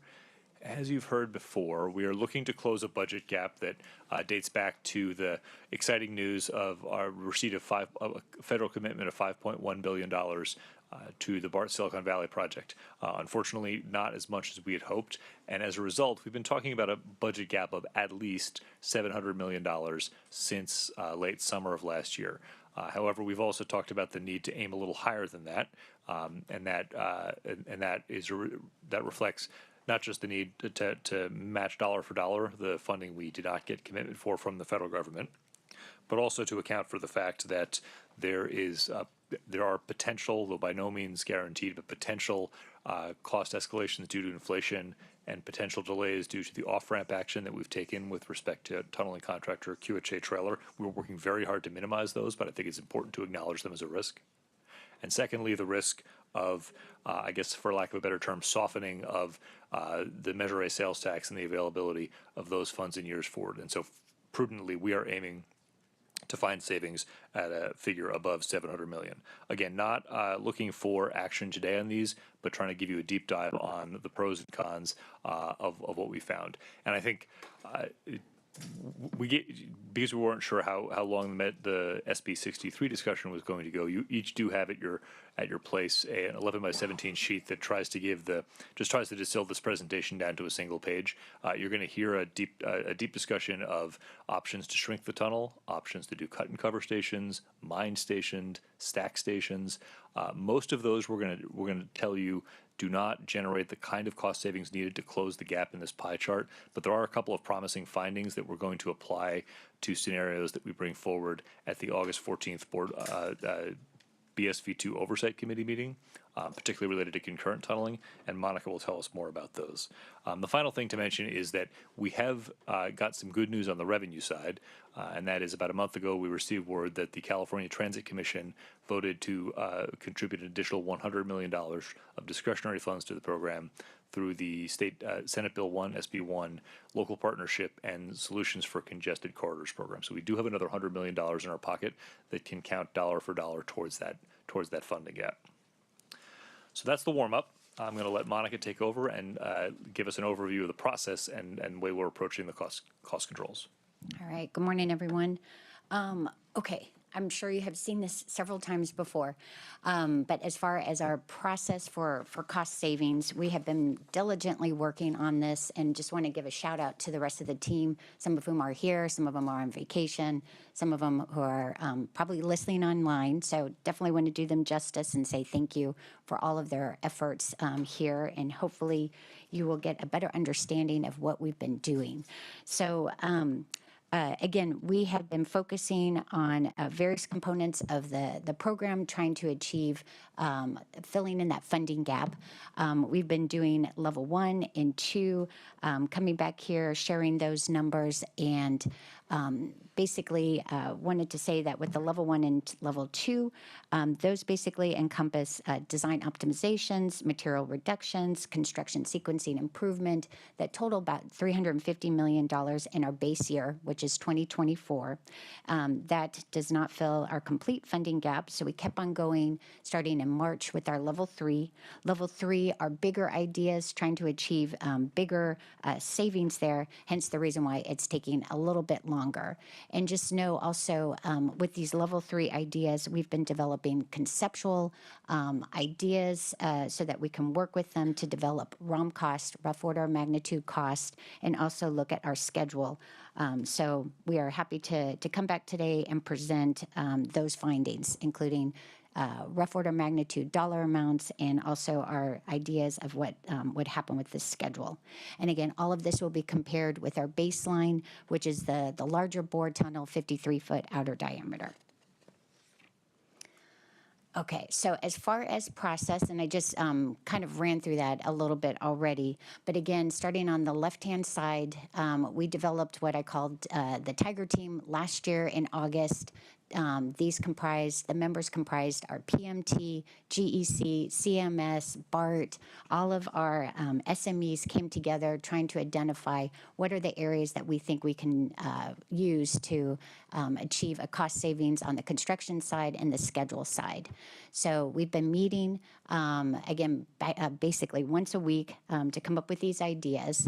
Tom, at the beginning of this year, around March timeframe, came up with what we call the Tunnel Task Force. And these, the Tunnel Task Force members are basically members of the same PMT, GEC, but more focused SMEs. Our subject matter experts came together and looked closer at the ideas that came up at the Tiger Team and pushed them even further. And Sarah, was also part of and led that team too. So with her expertise on tunneling, construction, and design. So they took those ideas, advanced them into more conceptual forms that we were then able to come up with ROM cost and also look at the schedule there. And again, comparing it with the baseline, which is our larger bore tunnel.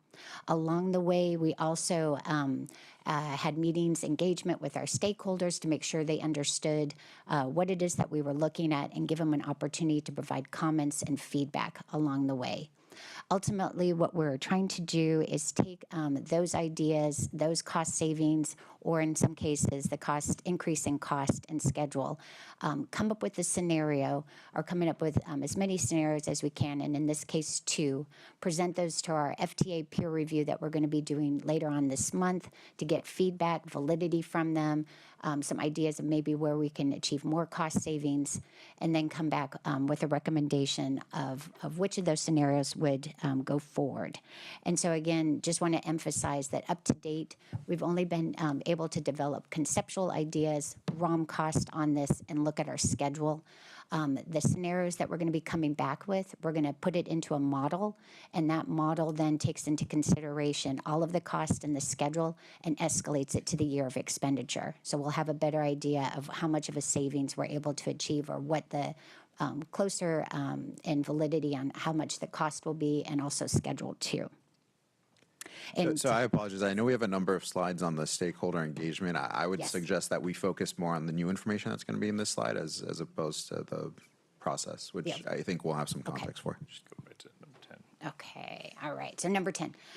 Okay, so stakeholder engagement. So we've been, again, as shown up here, starting back in April, going out to our stakeholders and also coming back to our oversight committee and the boards too, along with our CWG meetings.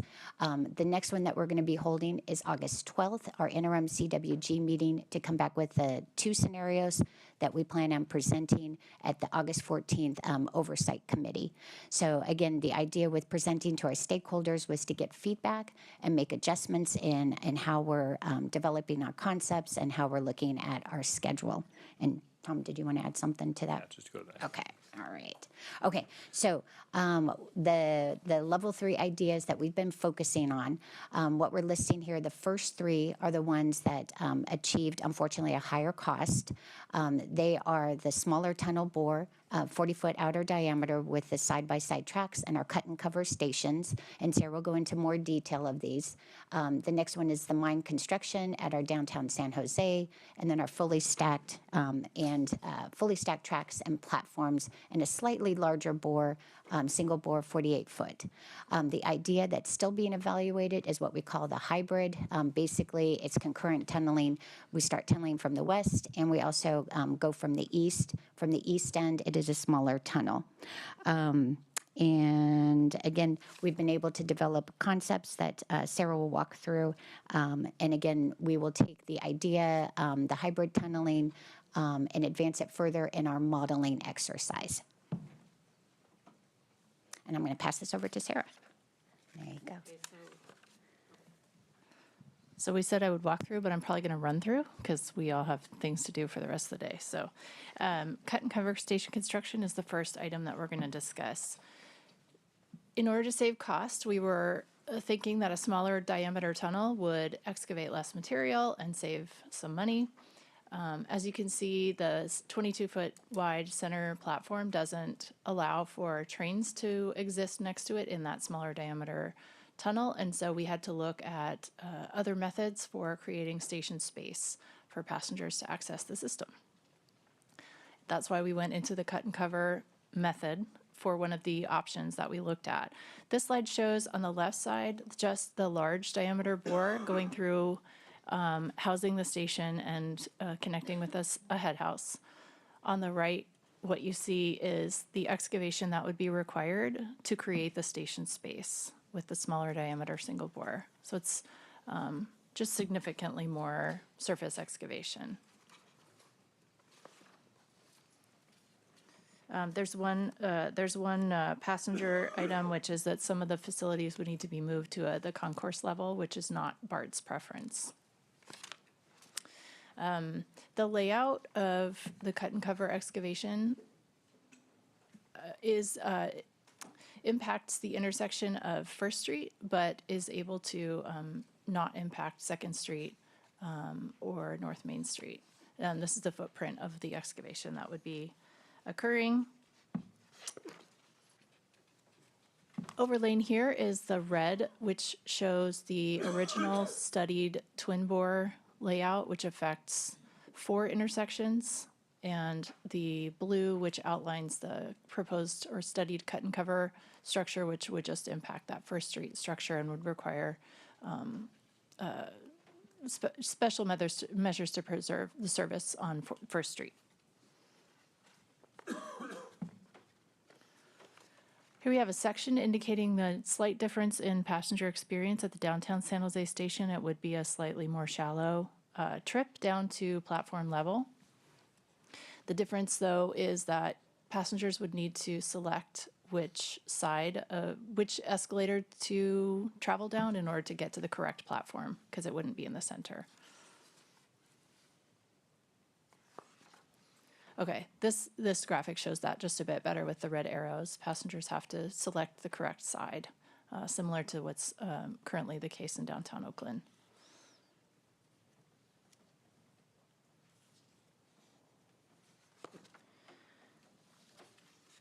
The cut and cover study offered the opportunity for us to look at a sidewalk entrance on the south side of the station rather than a large head house configuration. It's feasible basically because the head house could go much smaller, and it's when you're creating a cut and cover box, it just makes it more technically feasible to create a sidewalk entrance on the south side. There are some challenges here.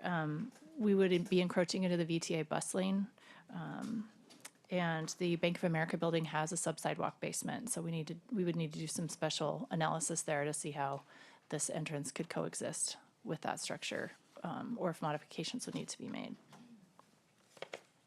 So the construction sequence, I'm going to just go through very, very quickly. Utilities would need to be relocated. It would take a long time, probably a couple of years with closures up to 3 months at a time.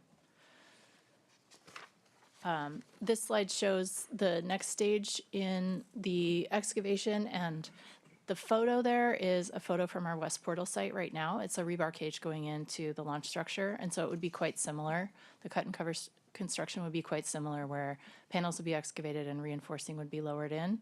Again, duration there for all around that blue dotted line to get those walls in. And then excavation and decking over the street such that we could later access it below the deck, similar to what's been happening in Los Angeles for a number of their construction. Station box excavation would be next. TBM and decking removal would also occur at downtown San Jose. And then this is just a summary of all those stages I kind of just blew through. The light blue being temporary or intermittent lane closures for things that are short duration, either like, for example, the TBN removal, which is 3 up from the bottom, would be just short durations for the cutter head to come out. And then the dark blue is really a more sustained impact where, you know, a lane would be closed for a longer period of time. But and I should have mentioned bus bridges would be used in some of these situations to get around the construction. So we've been presenting in conversation with our partners in the downtown in the downtown area, a number of them who I know some of whom are here today, and we really appreciate the engagement with those folks. Definitely some significant concerns about cut and cover having long-term impacts on activation downtown. There are definitely some dreams that are happening from those parties, and they don't want to see those impacted. Previous experience has indicated the small business ecosystem can take many years and tax dollar assistance to recover. Concerns about schedule, basically CEQA could impact this, anything revisiting CEQA could impact our project schedule, and they'd really just like to see this done. And then also just for our benefit, not really hopeful, those folks are not really hopeful that we would really achieve significant cost savings, especially at the expense of our community. And it is what we're finding, that we are not experiencing cost savings from these proposed changes. So moving to Diridon, this is the concept that we looked at, relocating the Diridon station off Santa Clara Street with the idea of being less impactful to the community. And we've also been talking to partners in this area, especially Caltrain.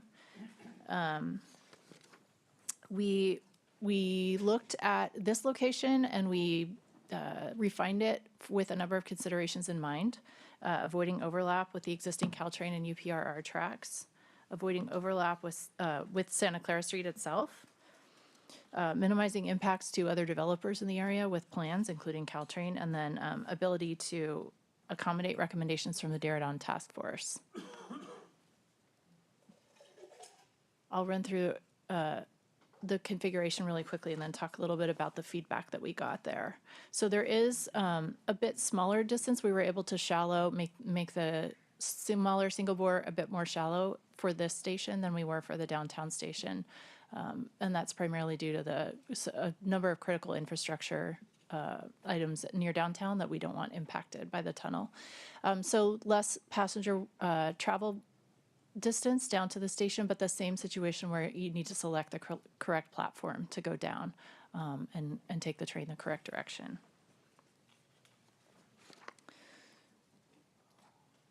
Okay, so if we were to move forward with this, which it's not looking like we are, we would really need to coordinate with Diridon Intermodal Station, active commuter, and freight rail lines. There's significant coordination there.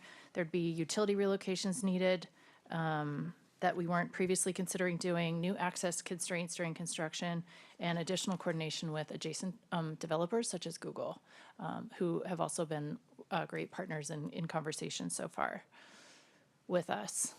And so, this just summarizes some of those. Okay, so concerns from our partners, constructability and project viability concerns for Diridon Intermodal Station. Definitely a much higher level of coordination and collaboration would be needed moving forward. This option is anticipated to be significantly more disruptive to Caltrain riders' station access during our construction. And then the presence of a cut and cover station limits Caltrain and other developers' future flexibility in use of the property. Oh, did we miss a slide? Okay, sorry, I missed a slide. Okay, so as Monica mentioned at the beginning, we have been briefing Caltrain, and they share these concerns basically. Okay, so then moving again to the next station north is 28th Street Little Portugal Station. This would also be cut and cover along the same alignment, not relocated as the larger tunnel. This overlay shows a a slightly higher uplift for the smaller diameter tunnel, similar to Diridon. We're able to go a bit shallower, and passenger experience would be quite similar to the other stations. Have to select your platform to get down. It's a bit shallower. Okay, Monica. So in summary, what we're showing here, again, these are the ROM costs, rough order magnitude costs, based upon the conceptual designs that some of which Sarah showed on here. The overall story that we're trying to convey here, compared with the larger bore, is that there is a savings approximately $300 million in just doing the tunneling itself, the smaller tunnel. That includes the TBM cost. It also includes the interior structure.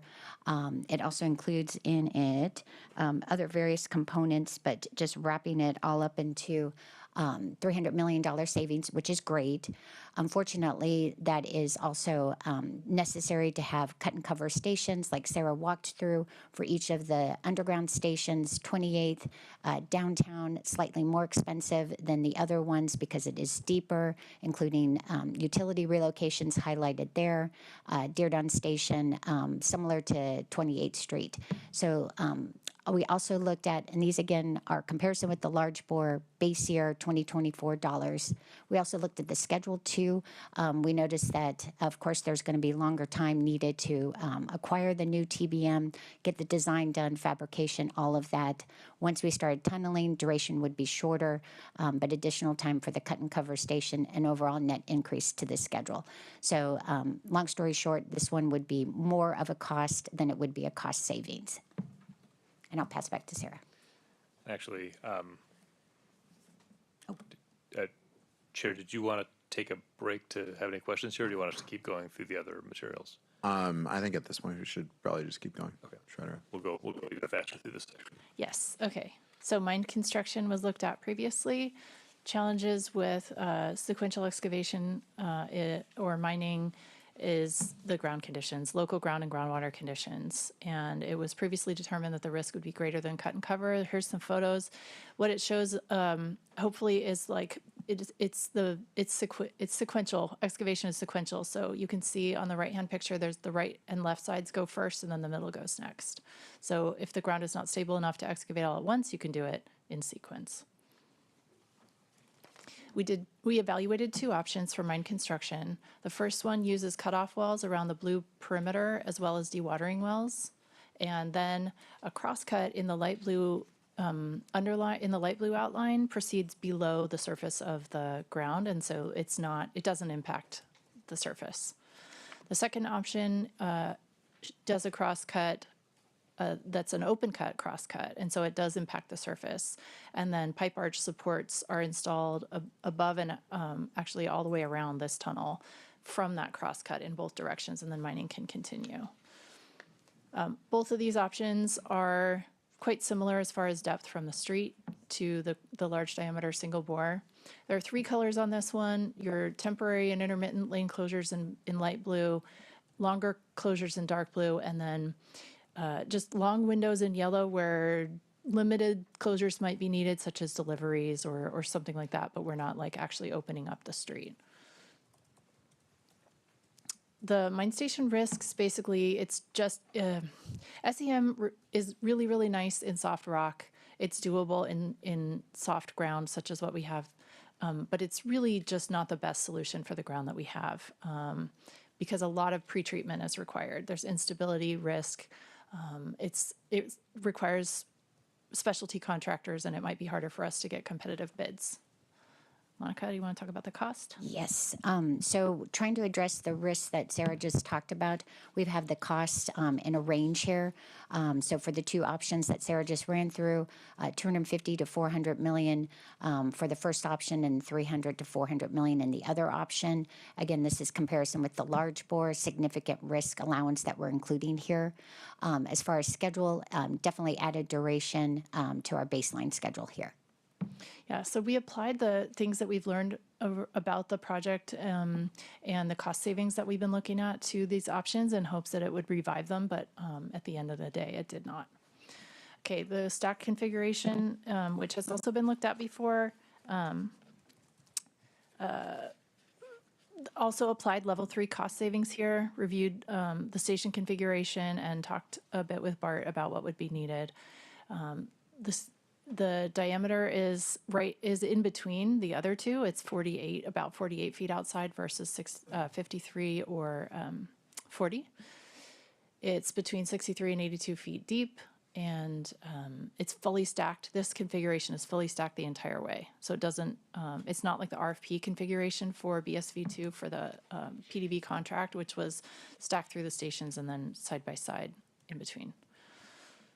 Okay. Okay, so as far as the savings or potential savings here, for the tunneling itself, and that the $60 million savings there does include the additional cost for the 48-foot TBM, the equipment, the interior structure, all of that achieves just a $60 million savings. As you can see, the cost, the additional cost for the stations themselves, slightly higher, but still not the direction that we want to go. So as far as our schedule variance, some reduction in the tunneling because it's smaller, the tunneling time, but of course the additional cost for a new TBM machine and the complexity of the interior structure, and then the overall increase in the schedule itself is what we would anticipate. So another one that is not showing a promise of future with this one. Concurrent tunneling, on the other hand, is showing some promise. Concurrent tunneling involves the TBM we have already, the 53-foot progressing from the west portal towards downtown, a new smaller diameter, the smaller single bore diameter, 40 feet, launched from the other end of the project, the east portal, towards downtown, and then meeting up somewhere between 3rd Street and 7th Street. And this was determined considering street level impacts, operational requirements, the highest opportunity for cost savings, other technical requirements, and constructability. Okay.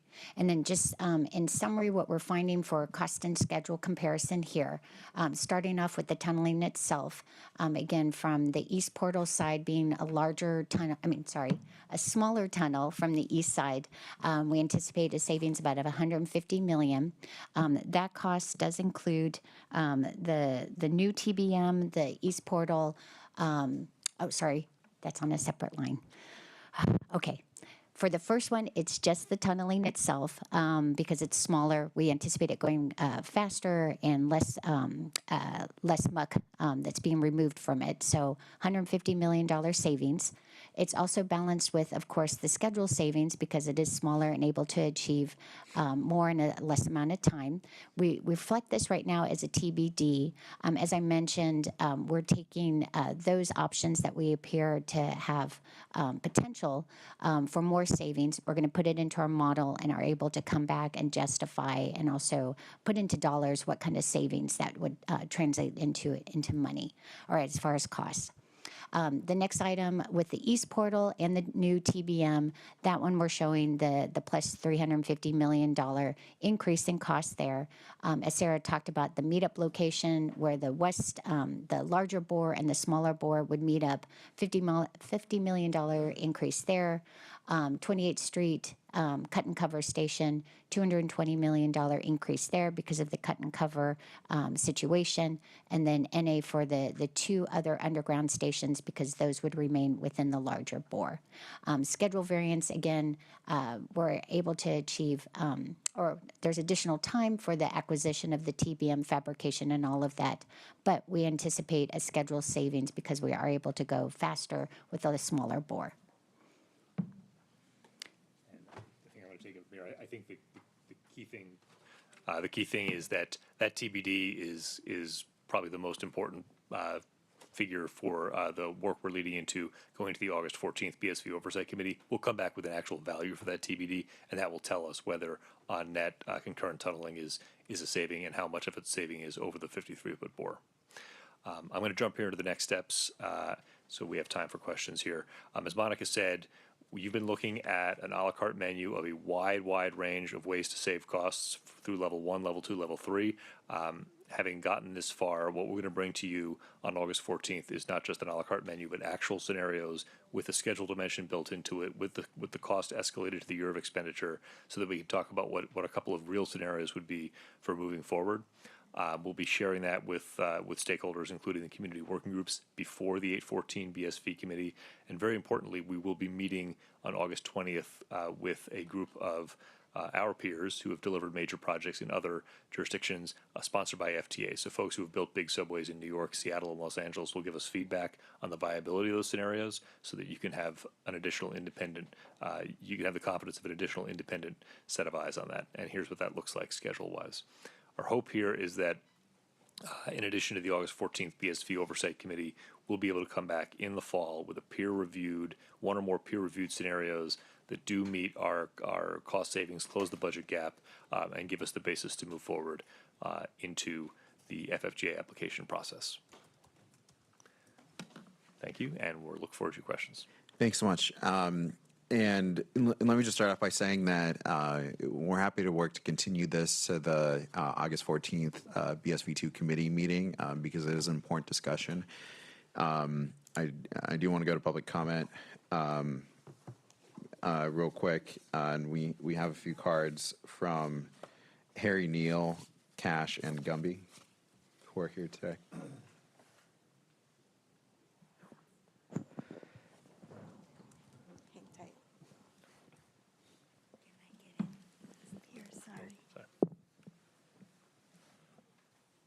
An hour, 90 seconds, Chair? Yeah, we can do that. Okay. Oops. All right, go ahead. Thank you. Hello again. I must say that the update on the level 3 concepts is not what I expected, and it is concerning. You know, I'm probably one of the biggest defenders of this project, and this is a bit unsettling.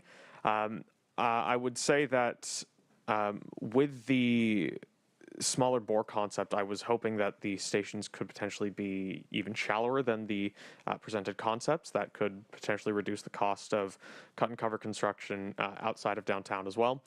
And I am very much looking forward to seeing the twin bore update, seeing how since the twin bores can be so much shallower than single bore, seeing how that would affect the cost of cut and cover stations outside of downtown.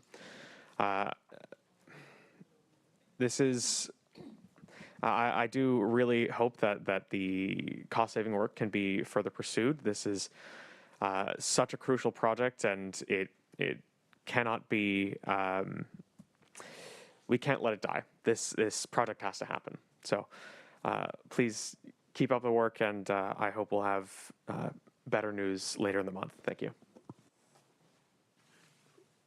Thanks so much. Do we have Cash and Gumby here?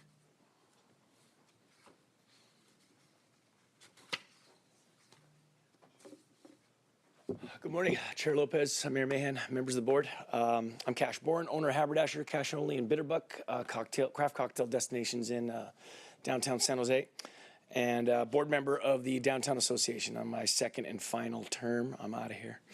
But I'm here today as a representative of over 30 stakeholders in downtown San Jose. We thought it wise to maybe not bring them all today because we're in a much smaller room, and I didn't want to scare all these fine folks with a bunch of scoundrels and nightlife pirates playing musical chairs. So we just came down with a few of us.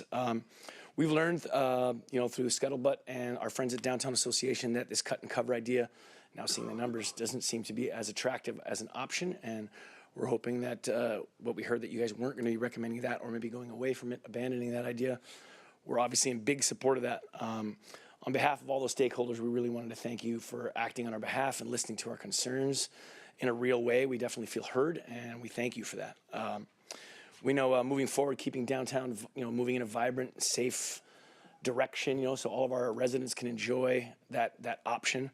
It's a priority for all of us. You know, we're relieved to see that you guys are moving in the right direction and considering those things, because, you know, the unintended impacts of that cut and cover for downtown is going to it would take a long time for us to recover. As you know well, it's not in our downtown's best interest. I know moving forward, there's some discussions to be had about site locations for whether there's a meetup location or putting that TBM into place when it's doing its job, and the impacts that that could have in downtown. I know there's between 3rd and 7th Street, there's some considerations, so we urge you to consider to think about us down there when you choose those sites. But thank you so much. Appreciate the time. Thank you. We have Gumby, then Dalia, and Ryan.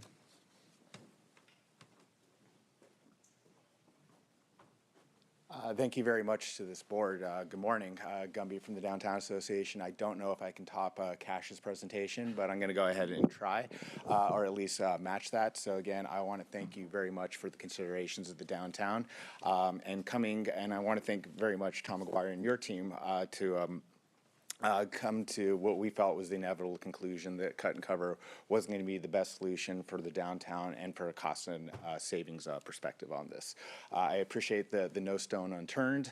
At the same time, as a representative of the Downtown Association, I'm going to be no battle left unfought on behalf of my downtown to let you know that this is a downtown for everybody. It should be the crown jewel of the Silicon Valley, and we're going to go ahead and work to protect that because it's not just a dollars and cents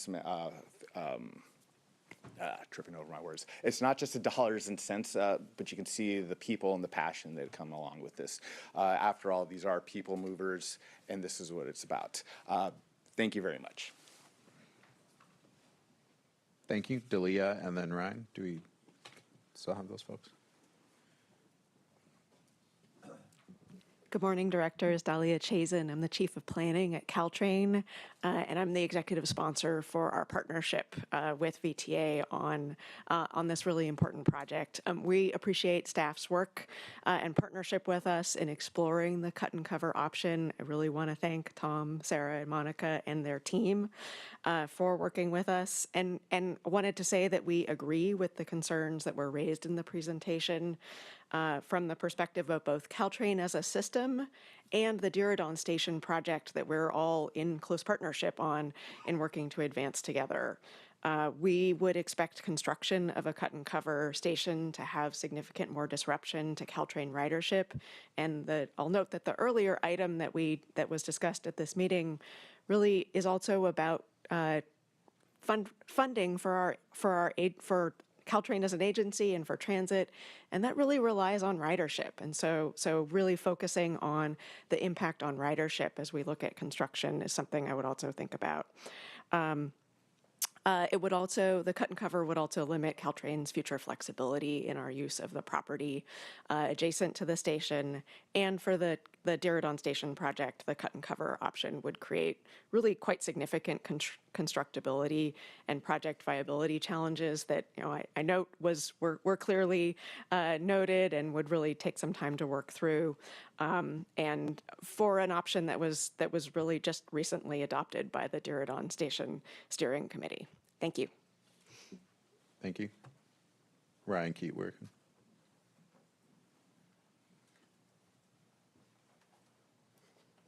Good morning, board. My name is Ryan Keeverkun, and I am an intern with SJDA. It's actually my last day, so I don't want to age anybody out here, but the research on this project started the year I was born in 2000, and I think it's about time that we bring world-class transportation to the capital of Silicon Valley, but it must be done right, and it must serve the people of downtown and the people that hope to be there in the future. In my research with the organization, the vast majority of stakeholders, including small businesses, large investors, and residents, have made it clear that the destructive construction will kill their investments and will ultimately end their time in downtown San Jose. I would like to thank VTA for the effort they've put into finding methods that limit the impact of Santa Clara Street and its residents and businesses. I support the double TBM method that VTA staff has recommended and believe the board should do the same. I'll finish with something that hopefully we all agree on and make us smile, but in the time of construction, the Sharks are hopefully going to be lifting a Stanley Cup soon. So with the momentum the Sharks are gaining and the downtown is also building, let's not ruin that parade. Thank you. Thanks so much. Those are the in-person cards we have. Do we have folks online who wish to speak? Yes, we do. Before I call on the speakers, we also have received written public comments and are posted on our website. The three speakers are Anthony, Barney, and then Roland. Anthony, Please go ahead and begin speaking when you're ready. Hi there. I've been closely following the Oversight Committee since it was created, and I want to share a clear picture of where this project stands. The budget is $12.75 billion. $1.2 billion in savings is needed for the deal that was offered by Biden. Already, $500 million has been diverted from Measure A to the project. Sales tax revenue is below projections and would need to grow by 3.7% a year to make up the difference. Already, $194 million in unallocated contingency has been added to start the launch pit. The tunneling contractor had an estimate which was double VTA's internal one, and VTA has said that that process identified gaps in the internal estimate, which will need to increase. And realistically, politics will require delaying the grant agreement for the feds from 2024 to 2029. When that eventually happens, VTA won't be able to use grandfathered ridership numbers in the FTA application. All of these are huge issues for the cost of the project. Both the FTA, PMOC, and VTA consultant laid out a dozen major cost-saving options in their workshop and report, which were quietly released last month after Director Burt's persistent requests. And this level 3 smaller tunneling boring machine is the major cost-saving opportunity before level 4, which is scope cuts, fewer stations, which nobody wants. With today's sandbag claim that any deviation from the unprecedented 53-foot tunnel would add costs, VTA management is backing you into a corner where you will either have to cut scope or raise billions in local funds. Please nail down this conversation to insist that billions might be found with the cost-saving options be carried forward, or that management explain how this project will be funded. Thank you. Our next speaker is Barney. Go ahead, please, and begin speaking when you're ready. Thank you. My name is Barney Smits. I'm a licensed professional engineer.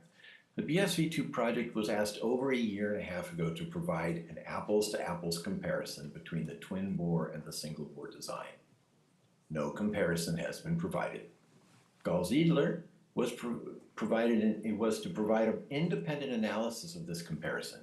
VTA has withheld this comparison and Gall-Ziegler's comments. VTA's history and this presentation shows that VTA's credibility and any claim of transparency is completely gone.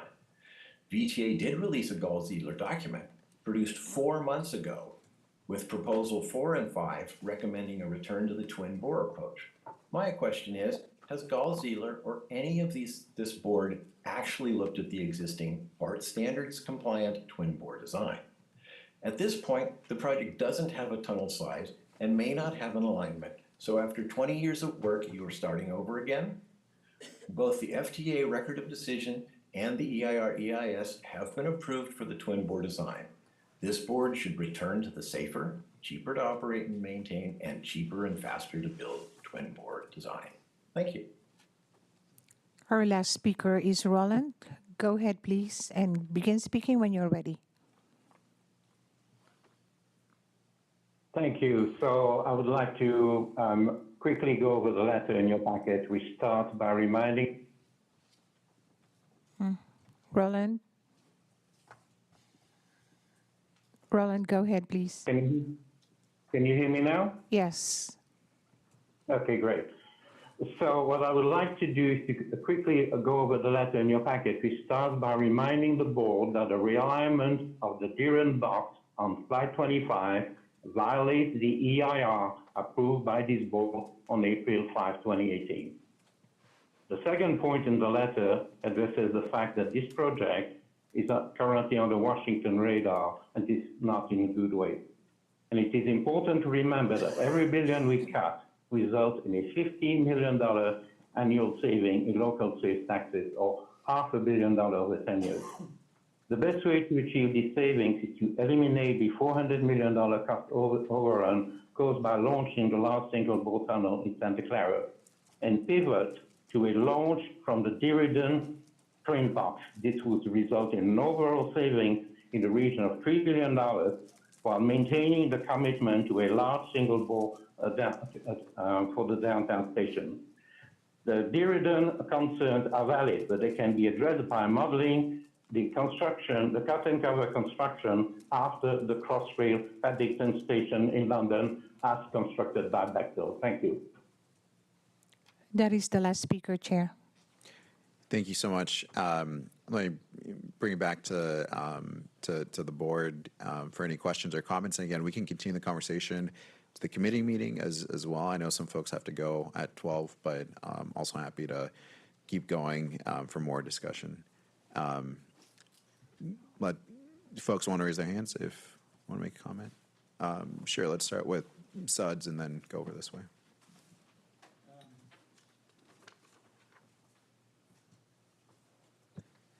Yeah, I still don't see how any of these cost savings are going to get us a project. And then even the hybrid approach, because you have a big to be determined number for the time savings. But there's a lot of extra costs that are putting in there that at 40 million a month is what the number I had heard will be washed out by the extra costs. So I don't see how we have a project. So, so maybe you could respond to that, and then I have some other questions. Yeah, thank you. So I just want to emphasize that what we'll be bringing on August 14th will be fully realized scenarios that actually depend on a project schedule that puts all these different cost savings you've been seeing in terms of levels 1, 2, and 3 into an actual schedule, so you can see the potential value of advancing some of them. At $40 million a month, a 12-month scheduled savings is worth $480 million. So there's potentially a lot of money there, and we'll be looking at whether there's even more savings that could result from the non-critical path items that can be built once the tunnel's opened, moving into earlier years. So I guess that's just a long way of saying wait for a schedule-based answer to these questions on August 14th. The other variable we haven't talked about today, but we will be talking about in more detail on the 14th, is significant reshaping of the yard at Newhall. That is something we're working cooperatively with BART on. We haven't really talked about those savings in great detail here, but they will be part of that presentation as well. Okay, because I see we might save, if it's 12 months, we might save 480 million, but the extra costs that I see here are 350 million for the TBM procurement and launch structure, 50 million for the meetup location, 220 million for the cut and cover station at Little Portugal in additional costs. So that completely washes out the 480 million. Yeah, that's why I said looking at whether the schedule we build around that unlocks even more savings that isn't captured by these line items. So we'll be talking about that in more detail on the 14th. Okay. The other question I had was, in a lot of the presentations, you talk about intermittent lane closures. How many lanes are we talking about? We're not talking about complete street closures, are we? We actually are talking about complete street closures for many of these. So it shouldn't say intermittent lane closures, it said intermittent street closures. Let me just go to the cut and cover, and I'll let Sarah explain maybe a couple of examples on the screen here. Like the dark blue SOE wall, for instance, in years 2 and 3, was that Right. was that? So for the dark blue SOE walls, we would be looking at full street closures. Yeah, and I think to further emphasize Right, that. but that's dark blue. The light blue, though, is intermittent lane closures, right? Yeah, I mean, And that's just one lane at a time.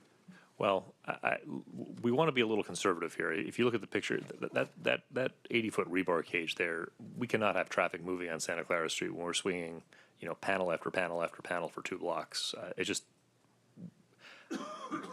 We want to be optimistic, but we got to be also realistic about what's safe to do in an urban setting. Okay. It would be nice to be able to get the names of the people that are on these task forces, these tunnel task forces, so we know who all is involved. I know you have some subject matter experts there. I'd like to know who those are. So it seems like you're recommending possibly this hybrid approach, this concurrent tunneling, but I had heard that we are continuing to have Arup continue with 100% design of the single bore. That doesn't seem to make sense because we can't afford the single bore. Well, the 100% design of the single bore will be necessary for us to build. If we were to go to the concurrent approach, we would need all the details in that design to build the tunnel west of the meetup point. The 100% does not refer to foot by foot of the tunnel. It's actually it's it's all the details in the drawing set, most of which are related to the cross-section and the construction methods. So But I thought 100% design was the design of every segment of the tunnel liner. it does include that, and There's that, no point. yeah, well, that work won't be done until December of this year. So we do need to keep it moving so that we've got the ability to put a package together for a hybrid option. But once we have a balanced budget, we'll assess exactly which drawings we need done. Okay, so even with the large single bore, there will be dewatering pumps, there'll be trucks for the excavation of the station and all of that. How much disruption is that to the downtown? And is the $3 million a year enough for that disruption for the downtown? You want to answer the first part? I'll answer the 3 million, but Okay. if it's not enough, we'll find a way to make sure we have enough to protect downtown. That's the simple answer to that. But Yes. So urban transit projects always have to employ a number of the things that we are looking at in phasing, such as decking over, even for the cut and cover, the deck goes in and then you try to access it from off street so that traffic can be maintained. There will be requirements for the contractor to access the parcel for construction and, do the work for the traffic plans with the city of San Jose, as is being done for the West Portal. The CTMP has to go in, months prior to it being employed. And so there will be discussions of specific lane closures that are allowed that will go in the contract documents, and the contractor will have to comply with them. Station construction takes years. Trucks will be happening in and out to service that for years. And we will have requirements for them to not queue up on a street that's not closed, to not run for more than 5 minutes with the engine on. There's all kinds of stuff that has to be included in the contractor's approach in these urban projects. And it's very important that the contractor that comes understands that San Jose is a very special place, because people have the option to go to different cities, as some of our partners have talked to us about. The SAP Center doesn't want to lose business to the Chase Center because we're making it difficult to access, right? So it's not, in that way, our project is not typical. But in many of the other ways where there are protocols and limitations placed on the contractor's construction, that is typical, and contractors are going to know that they have to abide by it. In San Francisco, I had a contractor close a sidewalk without permission, and we got it cleared within 15 minutes because it was not allowed, and Neiman Marcus was not happy, right? Like, this is something that we're going to be just all over. That's already happened in front of the SAP Center, where a lane was closed without telling the people. And that's also happened at EBRC, where they had potholing and they didn't tell the people. So I think we need to set the expectations correctly, where people think that a large bore will not disrupt downtown. That is not true at all. So it has to be very clear to the businesses that that's going to happen. And my last... So I'm sorry, let me jump in. I can come back to you, but I do want to be conscious that committee members will have a chance to continue the discussion. Okay. It is noon. I understand that some folks have to leave. I'm happy to continue as a committee of the whole for those who can't stay and just give a chance to ask questions. But understand if anyone has to step out now. That's that. I can let you finish up, but I do want to go to people who aren't necessarily on the committee. Yeah, and I'll let others go because I know we're at time. But again, it's another case where this project was given short shrift because another item on the agenda took too long.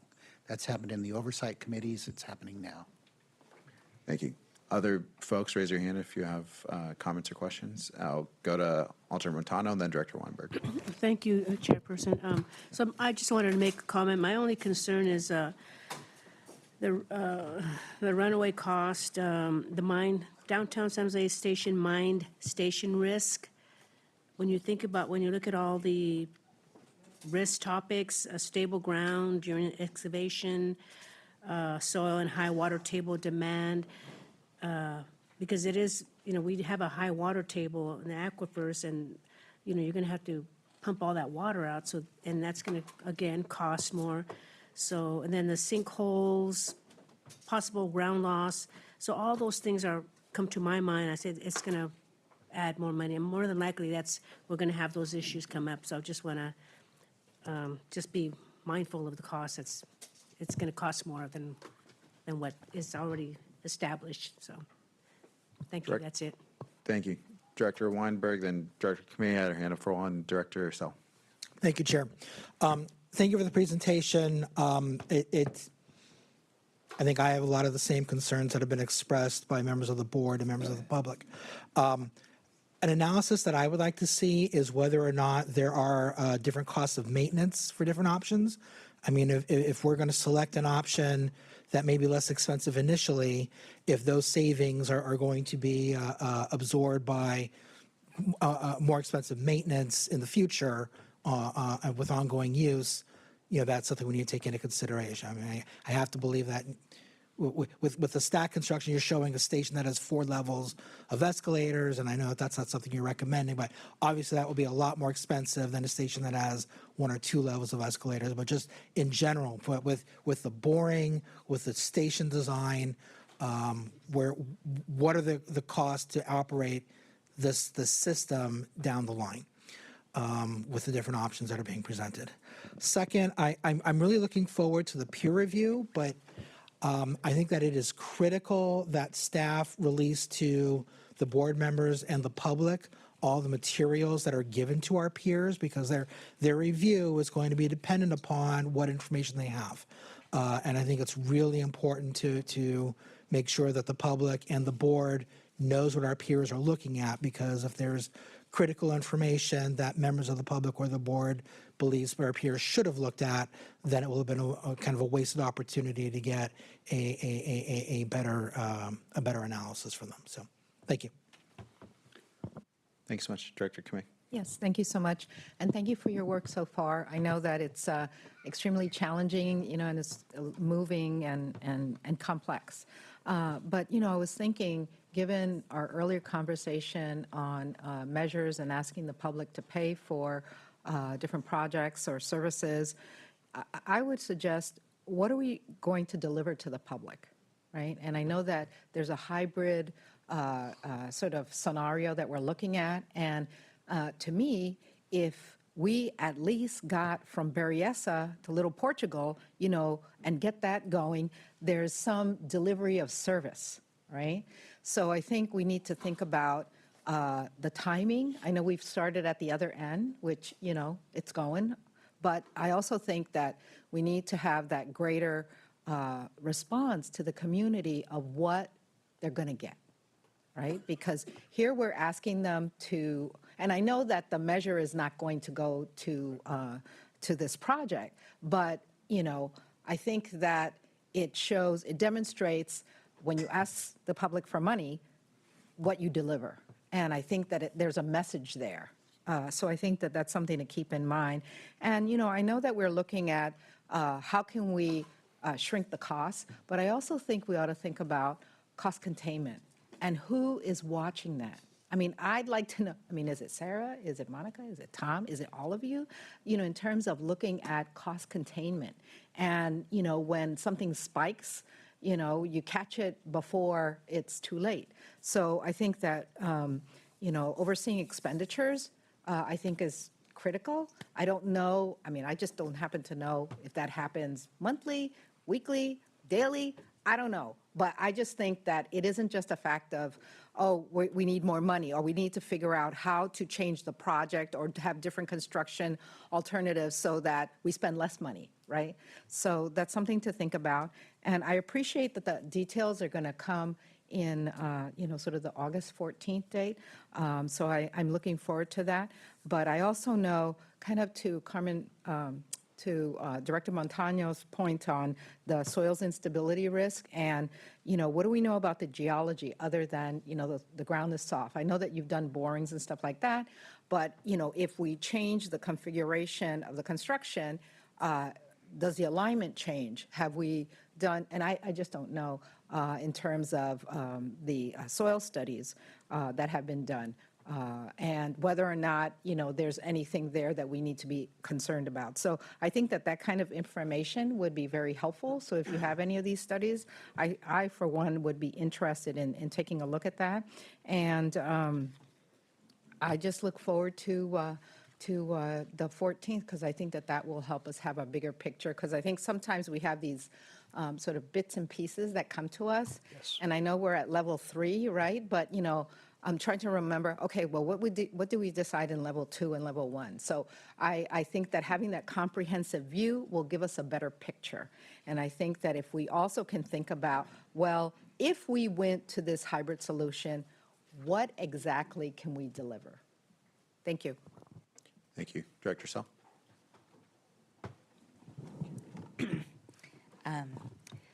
I liked a lot of things that Board Member Kamei was saying, like what can we deliver? We will be going out for a measure, and although the measure won't be applying to this, the community will look at what do you deliver? And so I like the idea, if possible, if we could move forward with the Little Portugal, so we get Barrios to Little Portugal working. And then that would be, the excitement that would come with that would engender a lot of credibility to VTA. Also like what Board Member Weinberg said about the FTA peer review. We're going to put a lot of that. We're going to put our best foot forward.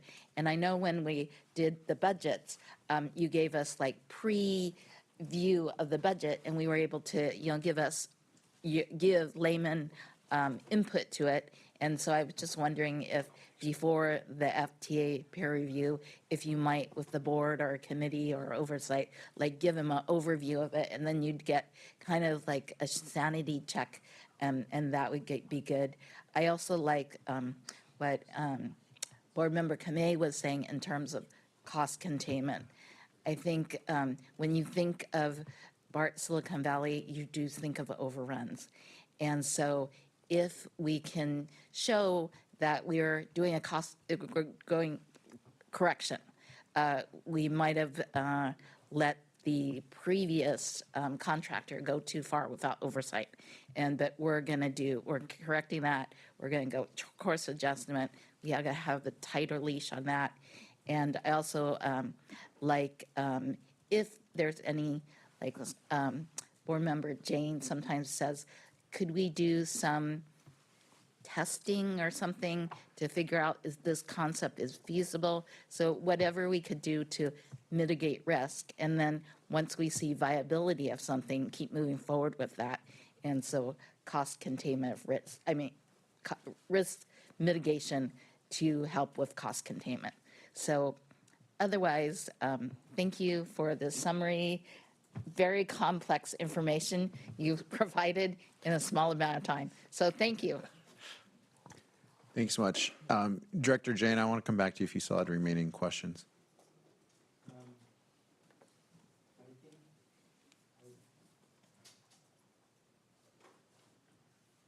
Yeah, I think Member Sell explained what I was thinking of, which is a large part of the risk is we don't really know whether there's going to be cave-ins or soil disruption or something downtown. And so people build in a lot of extra cost. And you said we have specialty contractors that we'll have to hire to do that. But is there a way for us to test a slurry wall in a parking lot? One of the things I heard was sizing the dewatering pumps is really a big problem, because if you oversize them, you've overspent too much money. If you undersize them, then you get a lot of ECOs and cave-ins and other things that end up costing a lot of money. I heard that the Central Subway project had that problem where they oversized the pumps, they removed a pump, and then they ended up with massive problems because they didn't size it. So is there any way we can de-risk this project by doing enough tests in, say, the parking lot of downtown or at Newhall to understand better what we're getting into? We actually had the contractor performed a test slurry wall panel for the launch structure prior to installing slurry walls at the launch structure. It's most appropriate to conduct a test in the in close proximity, in very close proximity, due to the variability of our subsurface conditions that we anticipate. It's really just most meaningful if you do a test panel either in a production panel location, where if it doesn't work out, you just have to dig it out and redo it, or immediately adjacent to it. The slurry wall technology is, we have assessed the slurry wall technology based on the extensive subsurface investigations that have been completed, both hydrological and geotechnical, is very much appropriate for this site. When we were spending time talking about, soil instability, it was really more specifically with regard to the sequential excavation method. In the sequential excavation method, the machinery is not placing any sort of face pressure. It's just digging. So you have to have a soil face to excavate. And if you don't have, that's stable. If you don't have a stable soil face, you go smaller and smaller and smaller. At Central Subway, where there were significant other issues with the dewatering system that we will not replicate here,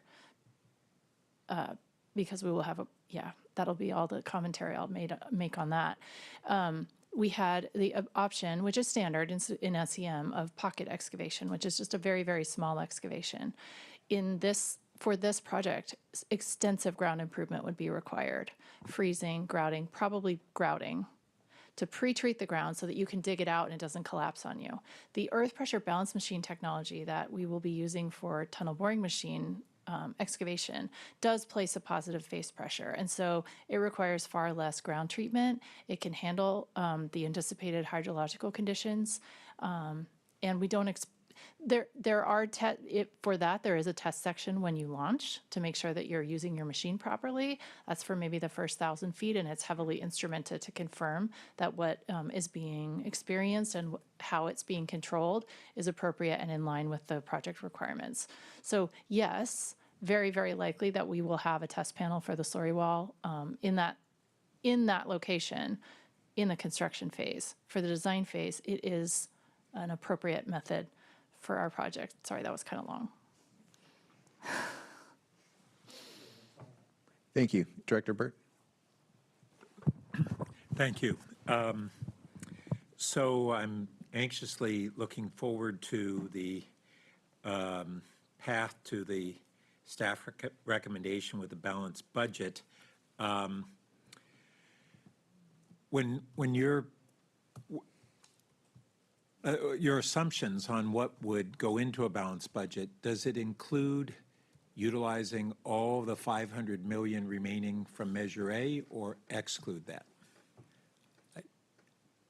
I think it's going to depend on where we end up with the cost of both the concurrent and any other scenario we come up with. We certainly are going to consider that as a possible source of revenue for the project, though. Yes. And if we can come up with a scenario that saves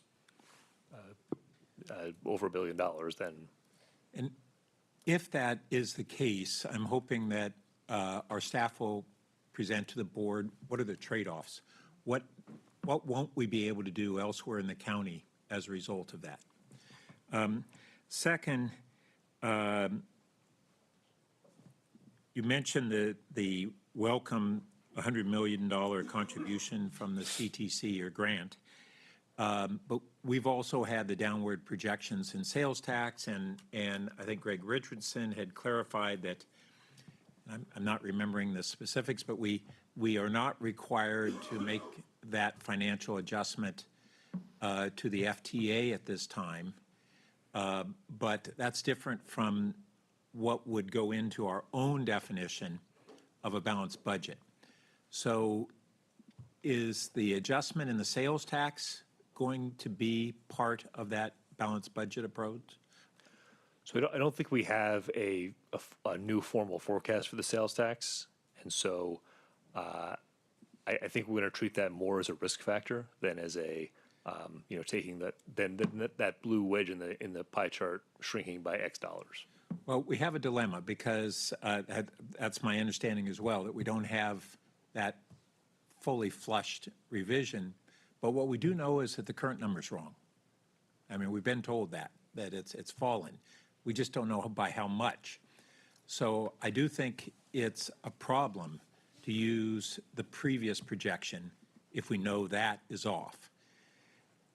So I think we need to put something out there that is a minimum of what it's off by or a range, but not to ignore that change. That's just not being objective in terms of those costs. And then lastly, one of the public speakers alluded to, I think, a date at which we would need to update the ridership projections and the subsidies for that. And I wasn't familiar with that timeline. I have expressed in the past a real concern that, you know, we have an obligation to cover operating cost shortfalls from lower riderships than were projected.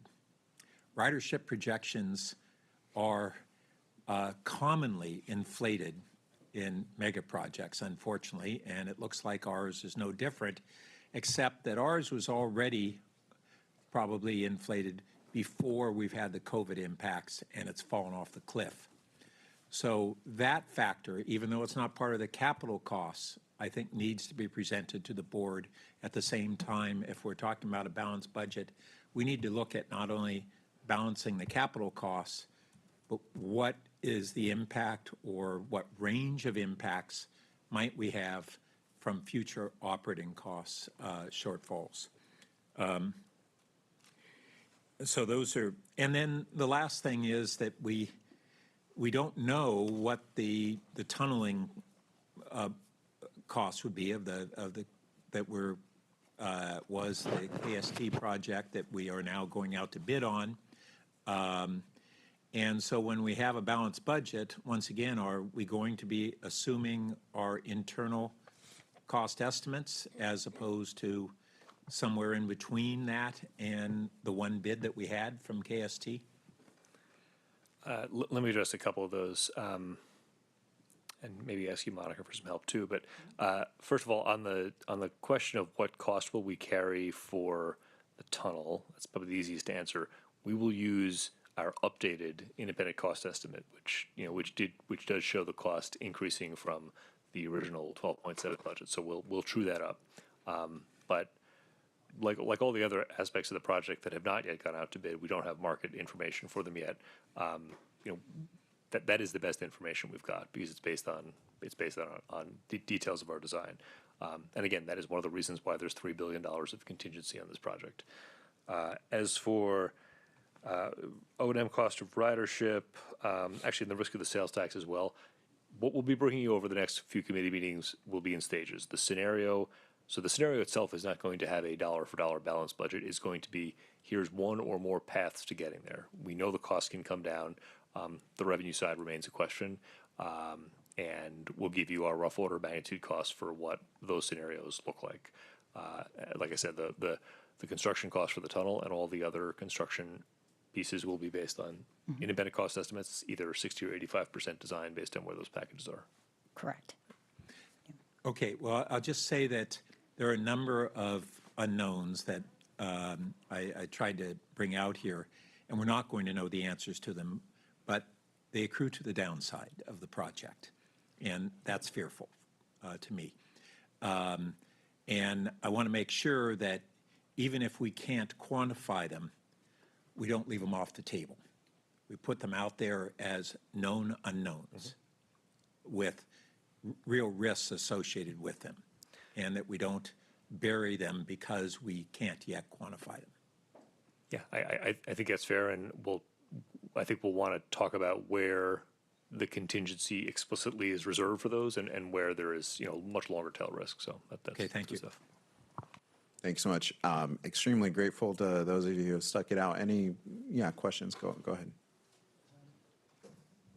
Yeah, I'm looking at slide 33, which is the smaller 40-foot single bore tunnel, and you show a $300 million savings from the tunneling, but then additional costs for the cut and cover stations.